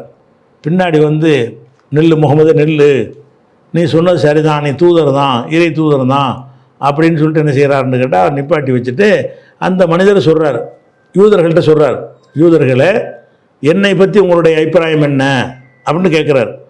அவங்க என்ன செய்கிறாங்க, நீ நல்ல ஆள் தானப்பா, நீ எங்களில் வந்து ரொம்ப தெளிவான வேதங்களை அறிந்தவராக இருக்கிறிய அப்படிங்கிறார். அப்போ என்ன செய்கிறார், நான் சொல்கிறேன் இவர் அல்லாஹ்வுடைய தூதர் தான், நபிதான் என்று நான் சாட்சி சொல்கிறேன். நீங்கள் தௌராத்தில் ஒரு ஆளை பற்றி குறிப்பிட்டிருக்குத அது இவர் தான் என்று நான் சாட்சி சொல்கிறேன் அப்படின்ட்டு அவர் என்ன செய்கிறாரு, ரசூலுல்லாஹ்வுக்கு சப்போர்ட்டாக பேசுகிறார். அப்போ அவங்களாம் என்ன செய்கிறாங்கன்னா, கதபத்தை நீ பொய் சொல்கிற அப்படின்ட்டு என்ன செய்கிறாங்கன்னா சொல்கிறாங்க. அப்போ சும்மா ரத்து அலைஹி அவருக்கு என்ன செய்கிறாங்க, முதல்ல புகழ்ந்து பாராட்டினாங்களே நல்லவர்ண்டு, அதுக்கு மறுப்பை சொல்லிடுறாங்க, கெட்ட வார்த்தைகளை சொல்லி பேசுகிறாங்க. அப்போ ரசூலுல்லாஹ் சொல்கிறாங்க, கதப்தும், நீங்கள் தான் போய் சொல்கிறீங்க, இல்லை யுக்குபல கவுலுக்கும் உங்களுடைய சொல் ஏற்றுக்கொள்ளப்படாது அப்படின்னு சொல்லிட்டு ரசூலுல்லாஹ் என்ன செய்கிறாங்கன்னா அதை பற்றி பேசுகிறாங்கன்னு வருது. இப்போ என்ன ஆச்சுன்னா, நாங்கள் இப்போ ஹரஜனா நான் ஒன்று சலாதத்துன் ரசூலுல்லாஹி ஸல்லல்லாஹு நாங்கள் 2 பேராக போனோமா, 3 பேரை நாங்கள் திரும்பினோம். அந்த 3வது ஆள் யாருன்னு கேட்டால் அப்துல்லா இப்னு சலாம், கிறிஸ்தவ பாதிரியார். அவர் தான் வந்து ரசூலுல்லாஹ்க்கு சப்போர்ட்டாக பேசுகிறார். இவங்க யூத கோயிலில் போய் பேசுகிறாங்க, நான் ரசூல் உங்களை ஏற்றுக்கிறேங்கிறாங்க. அவங்க பேசாமல் இருக்கிறாங்க. அப்துல்லா இப்னு சலாம்னு ஒரு பாதிரியார் அங்கே இருக்கிறாரு. அவர் என்ன செய்கிறார், முகமது நில்லுங்க, நீங்கள் அல்லாஹ்வுடைய ரசூல் நான் அறிவேன், எனக்கு தெரியும் அப்படின்னு சொல்லிட்டு மக்கள்கிட்ட போய் என்ன செய்கிறான்னு கேட்டால், உங்கள் தௌராத்தில் எழுதி வச்சுக்கிற ஒரு ஆள் வருவாருண்டு, அது இவர் தான், நான் உறுதி பண்ணுறேங்கிறார். அவங்க எல்லாம் வந்து புகழ்ந்தவங்க திட்ட ஆரம்பிக்கிறாங்க. அப்போ என்ன செய்கிறாருன்னு கேட்டால், இல்லை இவர் சொல்ல சரிதான்னு சொல்லிட்டு ரசூலுல்லாஹ்வோட சேர்ந்து இவர் 2 பேர் தானே போனாங்க, இவர் ரசூலுல்லாஹ்வுடைய கட்சியில் சேர்ந்து திருப்பி 3 பேராக வர்றாங்க. அப்போ ஹரஜனா ஒன்னாகனு சலாதத்துன், நாங்கள் 3வராக திரும்பினோம். யார் 3 திரும்பினோம்னு கேட்டால் ரசூலுல்லாஹி ஸல்லல்லாஹு அலைஹி வஸல்லம் ஒன்று, நான் ஒன்று, இந்த அபூ மாலிக்ங்கிற அறிவித்தார்ல அவர், நான் ஒரு ஆள், அப்துல்லா இப்னு சலாம் ஒரு ஆள், 3 பேராக திரும்பினோம் அப்படின்னு சொல்லி அதில் வருகிறது. இப்போ பாயிண்ட் இது ஹாக்கிமில் வரக்கூடிய ஒரு செய்தி, இது வந்து ஒரு அறிவிப்பாளர் கரெக்டாக இருக்கிற ஒரு செய்தி. அப்போ இதுலேருந்து என்ன விளங்குதுன்னு கேட்டால், அங்கே போய் ரசூல் ஸல்லல்லாஹு அலைஹி வஸல்லம் அவர்கள் பிற மத வழிபாடு தலத்துக்கு போகிறாங்க, வழிபடுறதுக்கு போகலை. அங்கே இருக்கிறவர்களுக்கு போய் அங்கே போய் சத்தியத்தை சொல்கிறதுக்கு போகிறாங்க. இஸ்லாம் நான் என்ன ரசூல் ஏற்றுக்கணுங்கப்பான்னு சொல்கிறதுக்கு போகிறாங்க. அந்த இடத்துக்கு போகாமல் வெளியே வரும்போது காத்திருந்தும் சொல்லலாம்ல, அது போவது தப்பாக இருந்தால் அங்கே ஏன் போகிறாங்க? போகிறது பிரச்சனை இல்லை, தீமையை கண்டால் உங்களுக்கு 3 கடமை இருக்குது. ஒன்று வந்து வாயால் தடுக்கணும், இல்லாட்டி கையால் தடுக்கணும், இல்லாட்டி வாயால் தடுக்கணும், மனசால் இருக்கணும்னு இருக்குது. அப்போ நீங்கள் ஒரு நன்மை தீமை எடுத்து சொல்கிற ஒரு நோக்கத்திற்காகவும் என்ன செய்யலாம், போகலாம். போகிறதே தப்பு கிடையாது. அது அந்த பக்தியோடு போகிறது, அதில் வந்து லைக் பண்ணுறது, அந்த மாதிரி விஷயங்கள் தான் கூடாது என்பது விளங்கிக் கொள்கிறோம். அதே மாதிரி வந்து அதே அப்துல்லா தான் கேட்குறாரு, சர்ச்சில்னா பிற மத வழிபாட்டு தலங்கள்னு பொதுவாக வச்சுக்கிறோம். வழிபாட்டு தலங்களில் மைக் செட்டு போடுவது, சீரியல் லைட்டு போடுவது, இதெல்லாம் ஹலாலான்னு கேட்குறாரு. ஒரு மனிதர் வந்து ஒரு தொழில் செய்கிறார், அந்த தொழில் வந்து அனுமதிக்கப்பட்ட ஒரு தொழிலாக இருக்கிறது. அந்த தொழிலை கோயிலில் வந்து செய்ய சொல்லி கூப்பிட்றாங்க. தொழில் கரெக்டான தொழில் தான், கூப்பிட்றது கோயிலில். என்ன தொழில் பண்ணுறாரு இவர், சேர் வாடகைக்கு விட்றான்னு வைங்க, எங்கள் கோயில் விழா இருக்குது, ஒரு 1000 சேரை கொண்டாந்து இறக்கி வைங்கன்னு கேட்குறாங்க. நம்ம சேரை வாடகை கொண்டு விட்டுட்டோம். அதே மாதிரி ஒரு லைட்டு, ஒரு 100 லைட்டு போடுங்க, அந்த லைட் போடக்கூடியவராக இவர் இருக்கிறார். ஒரு 2 ஸ்பீக்கரை போடுங்க, அதை போடுங்கன்னு கேட்குறாங்க. அப்போ அதெல்லாம் வந்து மார்க்கத்தில் உள்ள செயலா இல்லாத செயலான்னு பார்க்கணும். மார்க்கத்தில் வந்து சேரு ஜமக்கான வாடகைக்கு விட்றது மார்க்கத்தில் உள்ளது தானே, சாராயத்தை வந்து கொடுக்கலையே, மார்க்கம் அனுமதிக்கப்பட்டது தானே. அந்த மாதிரி விஷயமாக இருக்கும் என்று சொன்னால் அதை போய் நம்ம எங்கே வாடகை கொடுத்தாலும் தப்பு கிடையாது. அவங்க கோயிலுக்கு போனால் வழிபாட்டுக்கு துணை செஞ்ச, நம்ம காசு வாங்கிட்டு தான் கொடுக்குறோம், வழிபாட்டுக்கு துணை செஞ்சதாகலாம் வராது. ஆனால் மார்க்கம் தடுத்திருக்கிற ஆடல் பாடல் கூத்து இருக்கா, டான்ஸு அந்த மாதிரி போடுங்கன்னு கேட்டான்னா அது வந்து பள்ளிவாசல் வந்து போடுங்கனாலும் போடக்கூடாது. ஒரு முஸ்லீம் வந்துக்கிட்ட இதை மாதிரி செஞ்சுதாங்கன்னு தெருவில் போட சொன்னாலும் போடக்கூடாது. தடை செய்யப்பட்ட காரியமா அனுமதிக்கப்பட்ட காரியமா என்பது தான் பார்க்கணும். அனுமதிக்கப்பட்ட காரியமாக இருக்கும் என்று சொன்னால் அது நம்ம தொழில், நம்ம அவனுக்கு சலுகையெல்லாம் பண்ணலை, நமக்கு சேர் தான் வாடகை, அந்த உட்கார்றதுக்கு வாடகை. என்னுடைய சேர் எவ்வளோ நேரம் பயன்படுத்துகிறான்னா அது கூட வாடகை. வண்டி வாடகைக்கு விடுற மாதிரி தான், கார் வாடகைக்கு விடுறோம், எங்கே வேணாலும் போவோம், திருப்பதிக்கு போகணும்னு கூப்பிடுவான். இது முன்னாடி விளக்கிட்டோம், நிறைய ஆதாரங்களை சொல்லி இதை விளக்கியிருக்கிறோம். திருப்பதிக்கு போனால் என்ன செய்யணும், அந்த சாமி அந்த கோயில் அது உங்களுக்கு யாபத்துக்கு வர தேவையில்லை. திருப்பதி இத்தனை கிலோமீட்டர் இவ்வளோ ரூபா கூட, அவ்வளோதான் பேச்சு. கோயில் வாசல் இறக்கி விட்டால் நீங்கள் துணை செஞ்சால் வரமாட்டீங்க, ஏன்னு கேட்டால் நீங்கள் அதுக்குள்ளே கூலி வாங்கிட்டு செஞ்சுருக்கிறீங்க. அதனால் வந்து இதில் வந்து தப்பு கிடையாது. இதையும் சுருக்கமாக சொல்லியிருக்கேன்னா இந்த கேள்வி விரிவான ஒரு கேள்வியாக முன்னாடி நினைஞ்சிருக்கு சொல்லி இருக்குது. அடுத்து இக்பால் நகர் தௌஹீத் பேரவை கடைநல்லூர்லேருந்து கேட்குறாங்க, இரவில் நாம் தூங்கும்போது அணிந்த லுங்கியுடன் குளிப்பு கடமை இல்லாத நாட்களில் ஃபஜ்ர் தொழலாமா ராத்திரியில் ஒரு லுங்கியை அணிந்து கொண்டு தூங்குகிறோம், எந்திரிச்சிட்டு அந்த லுங்கியோடவே தொழலாமா அப்படின்னு சொல்லி கேட்குறாரு. தூங்குறதுனால எல்லாம் லுங்கி அசுத்தமாகாது, தாராளமாக தொழுது கொள்ளலாம். ஏன்னு கேட்டால் ரசூல் ஸல்லல்லாஹு அலைஹி வஸல்லம் புகாரில் ஒரு ஹதீஸ் வருது, 230வது ஹதீஸ் வருகிறது. ஆயிஷா நாயிட்ட சுலைமான் இப்னு யஸார் என்பவர் ஒரு கேள்வி கேட்குறார். என்ன கேட்குறாருன்னு கேட்டால், ஒரு ஆடையில் அணிந்திருக்கிற ஆடையில் ஆணுடைய விந்து பட்டு விடுகிறது, அந்த விந்து அந்த ஆடையில் பட்டுருது, இதை பற்றி உங்களுடைய அபிப்பிராயம் என்னன்னு கேட்குறார். அப்போ ஆயிஷா நாயகி சொல்கிறாங்க, இது மாதிரி ரசூலுல்லாஹ்வுடைய ஆடையிலையும் அது மாதிரி பட்டுரும், நான் தான் அந்த ஆடையை அந்த இடத்த மட்டும் கழுவுவேன், அந்த கழுவுன அந்த அறிகுறி இருக்கும் பொழுது அந்த ஆடையோட போய் ரசூலுல்லாஹ் என்ன செய்வாங்க, தொழுவாங்க. வயஹுருஜுல ஸலாத்தி வஸருல் ஹுஸ்லி ஹஸ்லி ஃபி சௌபிஹி, அவங்க ஆடையில் அந்த கழுவப்பட்ட அடையாளம் இருக்கும் நிலையில் மொத்த ஆடையும் கழுவிட மாட்டாங்க, அந்த விந்து பட்ட இடத்த மட்டும் கழுவிட்டு அந்த ஆடையை அணிஞ்சு ரசூலுல்லாஹ் போய் தொடுவாங்கன்னு சொல்லி புகாரில் 230 231வது ஹதீஸ்லாம் இருக்கிறது. அதனால் இந்த ஆடையில் பட்டு இருக்கும்போது கூட அந்த இடத்த மட்டும் கழுவிட்டு போய் தொழுகிறாங்கன்னு சொன்னால், ஒன்றுமே படாமல் இருக்கும்போது அதிலையா நீங்கள் அதை போட்டு தொழுதா என்ன, அதுக்குன்னா ஒன்றும் தடை இல்லை. எந்த ஆடை அணிஞ்சிருந்தாலும் என்ன செய்யலாம், அந்த ஆடையில் அசுத்தம் பட்டிருக்குன்னு தெரிஞ்சால் அது அசுத்தமான இடத்த மட்டும் கழுவிக்கிறங்க, அவ்வளோதான். சையது அன்வர்தீன்கிறவர் கேட்குறார் தொண்டியிலிருந்து, தொழுகையில் 4 சந்தர்ப்பங்களில் கையை உயர்த்த வேண்டும் என்று வந்துள்ளது. 4 சந்தர்ப்பங்கள் தொழுகையை தூக்கும் பொழுது அந்த 4 சந்தர்ப்பங்கள் எதுன்னு கேட்டால், தொழுகையை தூக்கும் பொழுது 1, ருக்குவுக்கு செல்லும் போது உயர்த்தல் 2, ருக்குவிலிருந்து எழும்போது 3 என்று வந்திருக்கு ஹதீஸில். இந்த 3 நிலையும் ஒவ்வொரு ரக்காத்துக்கும் பொருந்துமா கேட்குறார். அதாவது 3 தடவை ரசூலுல்லாஹ் கையை உயர்த்துவான்னு வருதில்ல, ஒவ்வொரு ரக்காத்துலையும் இப்படி 3 தடவை உயர்த்தணுமா, அது அனைத்து ரக்காத்துக்கும் பொருந்துமான்னு கேட்குறார். உங்களுக்கு அந்த ஹதீஸுடைய வாசகத்திலேயே உங்களுக்கு தெரியுது எப்படி வருதுன்னு கேட்டால், நீங்கள் சொன்ன அந்த ஹதீஸுடைய வாசகம், அரபி வாசகம் புகாரில் 739 ஹதீஸ். அதில் என்ன வருதுன்னு கேட்டால், இதா தஹல ஃபி ஸலாத்தி, தொழுகையில் நுழையும் பொழுது, கப்பர, ரசூல் ஸல்லல்லாஹு அலைஹி வஸல்லம் தொழுகையில் நுழையும் பொழுது கப்பர, அல்லாஹ் அக்பர் என்று சொல்வார்கள். ஓ ரஃபா எதைஹி, சொல்லும்போது 2 கையும் உயர்த்துவார்கள். இது தக்பீர் கட்டி முதல்ல தொழுகையில் ஸ்டார்டிங் பண்ணும்போது. ஒய்தா ரக்கா, ருக்கு செய்யும் பொழுது ரஃபா எதைஹி, 2 கைகளையும் உயர்த்துவார்கள். அப்போ ருக்குவுக்கு போகும்போது இருக்க கையை உயர்த்திடுவாங்க. ஒய்தா கால சமியல்லாஹு லிமன் ஹமிதான்னு சொல்லும் பொழுது ரஃபா எதைஹி, அப்போவும் கையை உயர்த்துவாங்க. 3ஆச்சா? இதில் 2ஆவது ரக்காத் இருக்குல்ல, அதில் இந்த 3 வருமா? வராது. ஏன் வராதுன்னு கேட்டால், அதில் என்ன செய்யலை, அந்த தக்பீர் கட்டுறதுங்கிறது வரல. முதல் ரக்காத்தில் மட்டும்தான் தக்பீர் கட்டி தூங்குதல்ங்கிற தக்பீர் வரும், அடுத்த ரக்காத்தில் வராது. அதே நேரத்தில் ஒய்தா காம மின ரக்காத்தைனி, 2 ரக்காத்தை முடித்து விட்டு எந்திரிக்கும் பொழுது ரஃபா எதைஹி, ஏன்னா அத்தையாத்தில் உட்காந்துடும்ல, ஏறக்குறைய ஒரு பாதி தொழுகை முடித்த மாதிரி ஒரு அர்த்தம் வந்துடுது அதில். அப்போ 2ஆவது முடிச்சுட்டு எந்திரிக்கும் போது அல்லாஹ் அக்பர்னு கையை உயர்த்தி கட்டிக்கொள்வார்கள். அப்போ முதல் ரக்காத்தை முடிச்சுட்டு 2ஆவதுக்கு எந்திரிக்கிறோம்ல, அதுக்கு கையை உயர்த்தல் கிடையாது. அப்போ அதில் 2 தடவை தான் கையை உயர்த்தல் வரும். முதல் ரக்காத்து செய்யலாம், முதல் ரக்காத்தை முடித்து சைதாவுக்கு போயிட்டான், சைதாவிலேருந்து எந்திரிக்கும் போது சும்மா கையை கட்டிக்கிற வேண்டியதுதான். மறுபடியும் ருக்குக்கு போகும்போது கட்டணும், ருக்குலேருந்து எந்திரிக்கும் போது, அது 2 தான் எல்லா ரக்காத்துக்கும் வரும். முதல் ரக்காத்தில் மட்டும்தான் 3 வரும், 3ஆவது ரக்காத்துக்கும் 3 வரும். 3ஆவது ரக்காத்து 2 முடிச்சு 3க்கு எந்திரிக்கிறோம்ல, உட்காந்துட்டு எந்திரிக்கிறோம்ல அத்தையாத்தில், அப்படி வரும்பொழுது அந்த நேரத்துக்கு கையை உயர்த்தி கொள்ளணும், தக்பீர் கட்டுற மாதிரி. அதாவது 1ஆவது ரக்காத்தை முடித்து 2ஆவதுக்கு எந்திரிச்சோம்னா அப்படி எந்திரிச்சு சும்மா கையை கட்டிக்கிறணும். 2ஆவது முடித்து அத்தையாத்து ஓதிட்டு மறுபடியும் எந்திரிக்கிறோம்னா கையை உயர்த்தி கட்டி கொள்ள வேண்டும். அப்போ 1 விட்டு 1ன்னு கணக்கு. முதல் ரக்காத்துக்கு 3 தடவை கையை உயர்த்தணும், 2ஆவது ரக்காத்துக்கு 2, 3ஆவது ரக்காத்துக்கு 3, 4ஆவது ரக்காத்துக்கு 2, 1 விட்டு 1. அந்த மாதிரி தான் அந்த ஹதீஸுடைய வாசகத்திலே வருகிறது. அப்படி தான் உயர்த்தி கொள்ள வேண்டும். அடுத்தது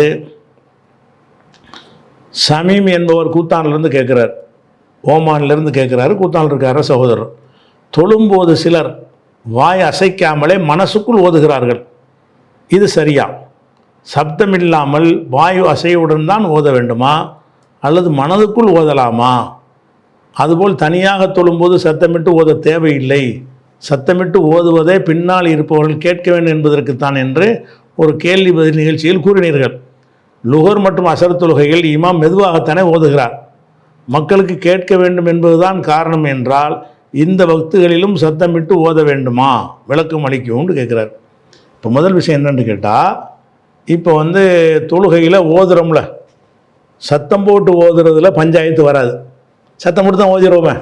சுபுகில் எப்படி ஓதணும்னு கேட்டால் சத்தம் போட்டு ஓதணும்ட்டு போயிடும். லுகரில் எப்படி ஓதணும்னு கேட்டால் சத்தம் போட்டு ஓதுறது இல்லையில. அப்போ சத்தம் போட்டு ஓதலைங்கும்போது அந்த அல்ஹம்துலில்லாஹி ரப்பில் ஆலமீன் அதாவது வாயை அசைத்து ஓதுறது ஒரு வகை. 3 வகையாக ஒரு விஷயத்தை ஓதலாம். எப்படி ஓதலாம்? அல்ஹம்துலில்லாஹி ரப்பில் ஆலமீன் நான் ஓதுறது உங்களுக்கு விளங்குற மாதிரி, இது ஒரு ஓதுதல். இன்னொரு ஓதுதல் என்ன, நான் ஓதுறது எனக்கு மட்டும்தான் வழங்கும், உங்களுக்கெல்லாம் வழங்காது. ஆனால் எனக்கு என்ன செய்யும், நான் அல்ஹம்துலில்லாஹி ரப்பில் ஆலமீன் தான் ஓதுறேன்னு நினச்சி ஓதுறேன்ல, இது எனக்கு தான் விளங்குமே தவிர யாருக்கு விளங்காது. எனக்கு தான் விளங்கும்னு கூட சொல்ல இல்லாது, எனக்கு புரியும், நான் அதை ஓதுகிறேன் என்று எனக்கு தெரியும். இது ஒரு வகை. இன்னொரு வகை என்னென்னு கேட்டால், வாயை முடிக்கிற சும்மா அந்த மனசில் ஓட விடுறது, அல்ஹம்துலில்லாஹ் ஓதுறாராம், இப்படி செய்கிறது. இந்த 3 வகையாக ஒருவர் ஓத முடியும். இதில் நம்ம இந்த சத்தமிடாமல் ஓதுகிற ரக்காத்து இருக்குல்ல, இப்போ லுஹர் அசரு அல்லது ஈஷாவுடைய பிந்தின 2 ரக்காத்து, மகரிபுடைய 3வது ரக்காத்து, இதில் எல்லாம் நம்ம சத்தம் போட்டு ஓத மாட்டோம். அந்த மாதிரி ரக்காத்துகளை செஞ்சோம்னா அதில் சத்தம் போடுதல் இல்லைங்கிறது முடிவான ஒரு விஷயம். அதே நேரத்தில் இந்த ஓதுறதை வாயை அசைத்து ஓதுவதா அல்லது நம்ம வாயை மூடிக்கிட்டு கற்பனையில் ஓதுவதா, அல்ஹம்துலில்லாஹி ரப்பில் ஆலமீன் மனசால நினைக்கிறது அப்படி ஓதுவதான்னு கேட்டிங்கன்னு சொன்னால், அதுக்கு புகாரியில் 746வது ஹதீஸில் அதுக்கு நமக்கு விடை இருக்கிறது. என்ன விடை இருக்குன்னு கேட்டால், ஹப்பாப்னு ஒரு சஹாபி இருக்கிறாங்க. அந்த சஹாபிகிட்ட ஒரு தாபி அபு மாமருங்கிற ஒரு தாபி கேட்குறாரு, கான ரசூலுல்லாஹி ஸல்லல்லாஹு அலைஹி வஸல்லம் யக்ரவு ஃபில் லுஹரி வல் அஸ்ரி, ரசூல் ஸல்லல்லாஹு அலைஹி வஸல்லம் அவர்கள் லுஹர் அசர் தொழுகையில் ஏதாவது ஓதுவாங்களா? ஏன்னா சத்தமிடாத ரக்காத்து இருக்குல்ல, அதனால் அவர் கேட்குறாரு, கான ரசூலுல்லாஹி ஸல்லல்லாஹு அலைஹி வஸல்லம் யக்ரவு ஃபில் லுஹரி வல் அஸ்ரி, லுஹர் அசரில் ரசூல் ஸல்லல்லாஹு அலைஹி வஸல்லம் ஓதுவாங்களான்னு கேட்குறாரு. அப்போ ஹப்பாப் சொல்கிறாங்க, நான் ஆமாம் ஓதுவாங்க அப்படின்னோன்னு அவர் கேட்குறாரு, அது எப்படி உங்களுக்கு தெரியுங்கிறார். சத்தம் போட்டுருவதுன்னா உங்களுக்கு தெரியும், அந்த லுஹர் அசரில் சத்தம் போடுறது இல்லை, அது எப்படி உங்களுக்கு தெரியும் அப்படின்னு சொன்னோன்னே, பிம குன்தும் தாரிஃபோன தாக்க, அதை எப்படி நீங்கள் அறிந்து கொண்டீர்கள், அவங்க ஓதுனாங்கன்னு உங்களுக்கு எப்படி தெரியும் அப்படின்னு கேட்டவன் ரசூலுல்லாஹ் சொல்கிறாங்க. அந்த ஹப்பாப் சொல்கிறாரு, எழுத்து ராபி லிஹியத்திஹி லிஹியத்தைஹி லிஹியத்திஹி லஹியத்திஹி பல மாதிரி அறிவிப்பு வருது. அவங்களுடைய தாடி அசைவை வைத்து நாங்கள் வழங்கிக் கொள்வோம். ஓதுனா வாயை மூடி திறந்தால் தாடி ஆடும்ல, பின்னாடி இருந்து பார்க்குற ஆளுக்கு அந்த தாடி அசையும், அசைகிறத வச்சு என்ன விளங்கிடுவாங்கன்னா ஓதுனாங்கன்னு விளங்கிடுவாங்க. அப்போ ரசூல் ஸல்லல்லாஹு அலைஹி வஸல்லம் அவர்கள் மௌனமாக ஓதக்கூடிய ரக்காத்துகளில் வாய் அசைக்காமல் மனசால் கற்பனையில் ஓதவில்லை, வாய் அசைத்துப்பது பிறருக்கு தெரியும் அளவுக்கு என்ன செஞ்சுருக்கிறாங்க, ஓதிருக்கிறாங்க. ஓதுகிற சத்தம் தான் கேட்காத தவிர ஓதுறாங்கன்னு தெரியும். அப்போ இன்னொருத்தர் பார்த்தா ஓதுறீங்கன்னு நினைக்கிற மாதிரி இருக்கணும். அடிப்படை என்னன்னு கேட்டால், அல்லாஹ் லுஹரில் தக்பீர் கட்டிங்களா, சும்மா அப்படி நின்று இருக்கக்கூடாது. ஒருத்தர் உங்களை பார்த்தாருன்னா என்ன செய்யணும், ஓதிட்டு இருக்கிறாருன்னு தெரியணும். எப்போ அது தெரியும், வாயவா அசைச்சா தான் தெரியும். அப்படி அசைச்சு தான் ஓத வேண்டும் என்று புகாரில் 746வது ஹதீஸில் இருக்கிறது. அன்பிற்குரிய சகோதரர்களே, நேரம் முடிஞ்சிட்டதுனால இதோட முடிச்சுக்கிறோம். இன்ஷா அல்லாஹ் அடுத்தடுத்த வாரங்களில் பார்க்கலாம். அஸ்ஸலாமு அலைக்கும்.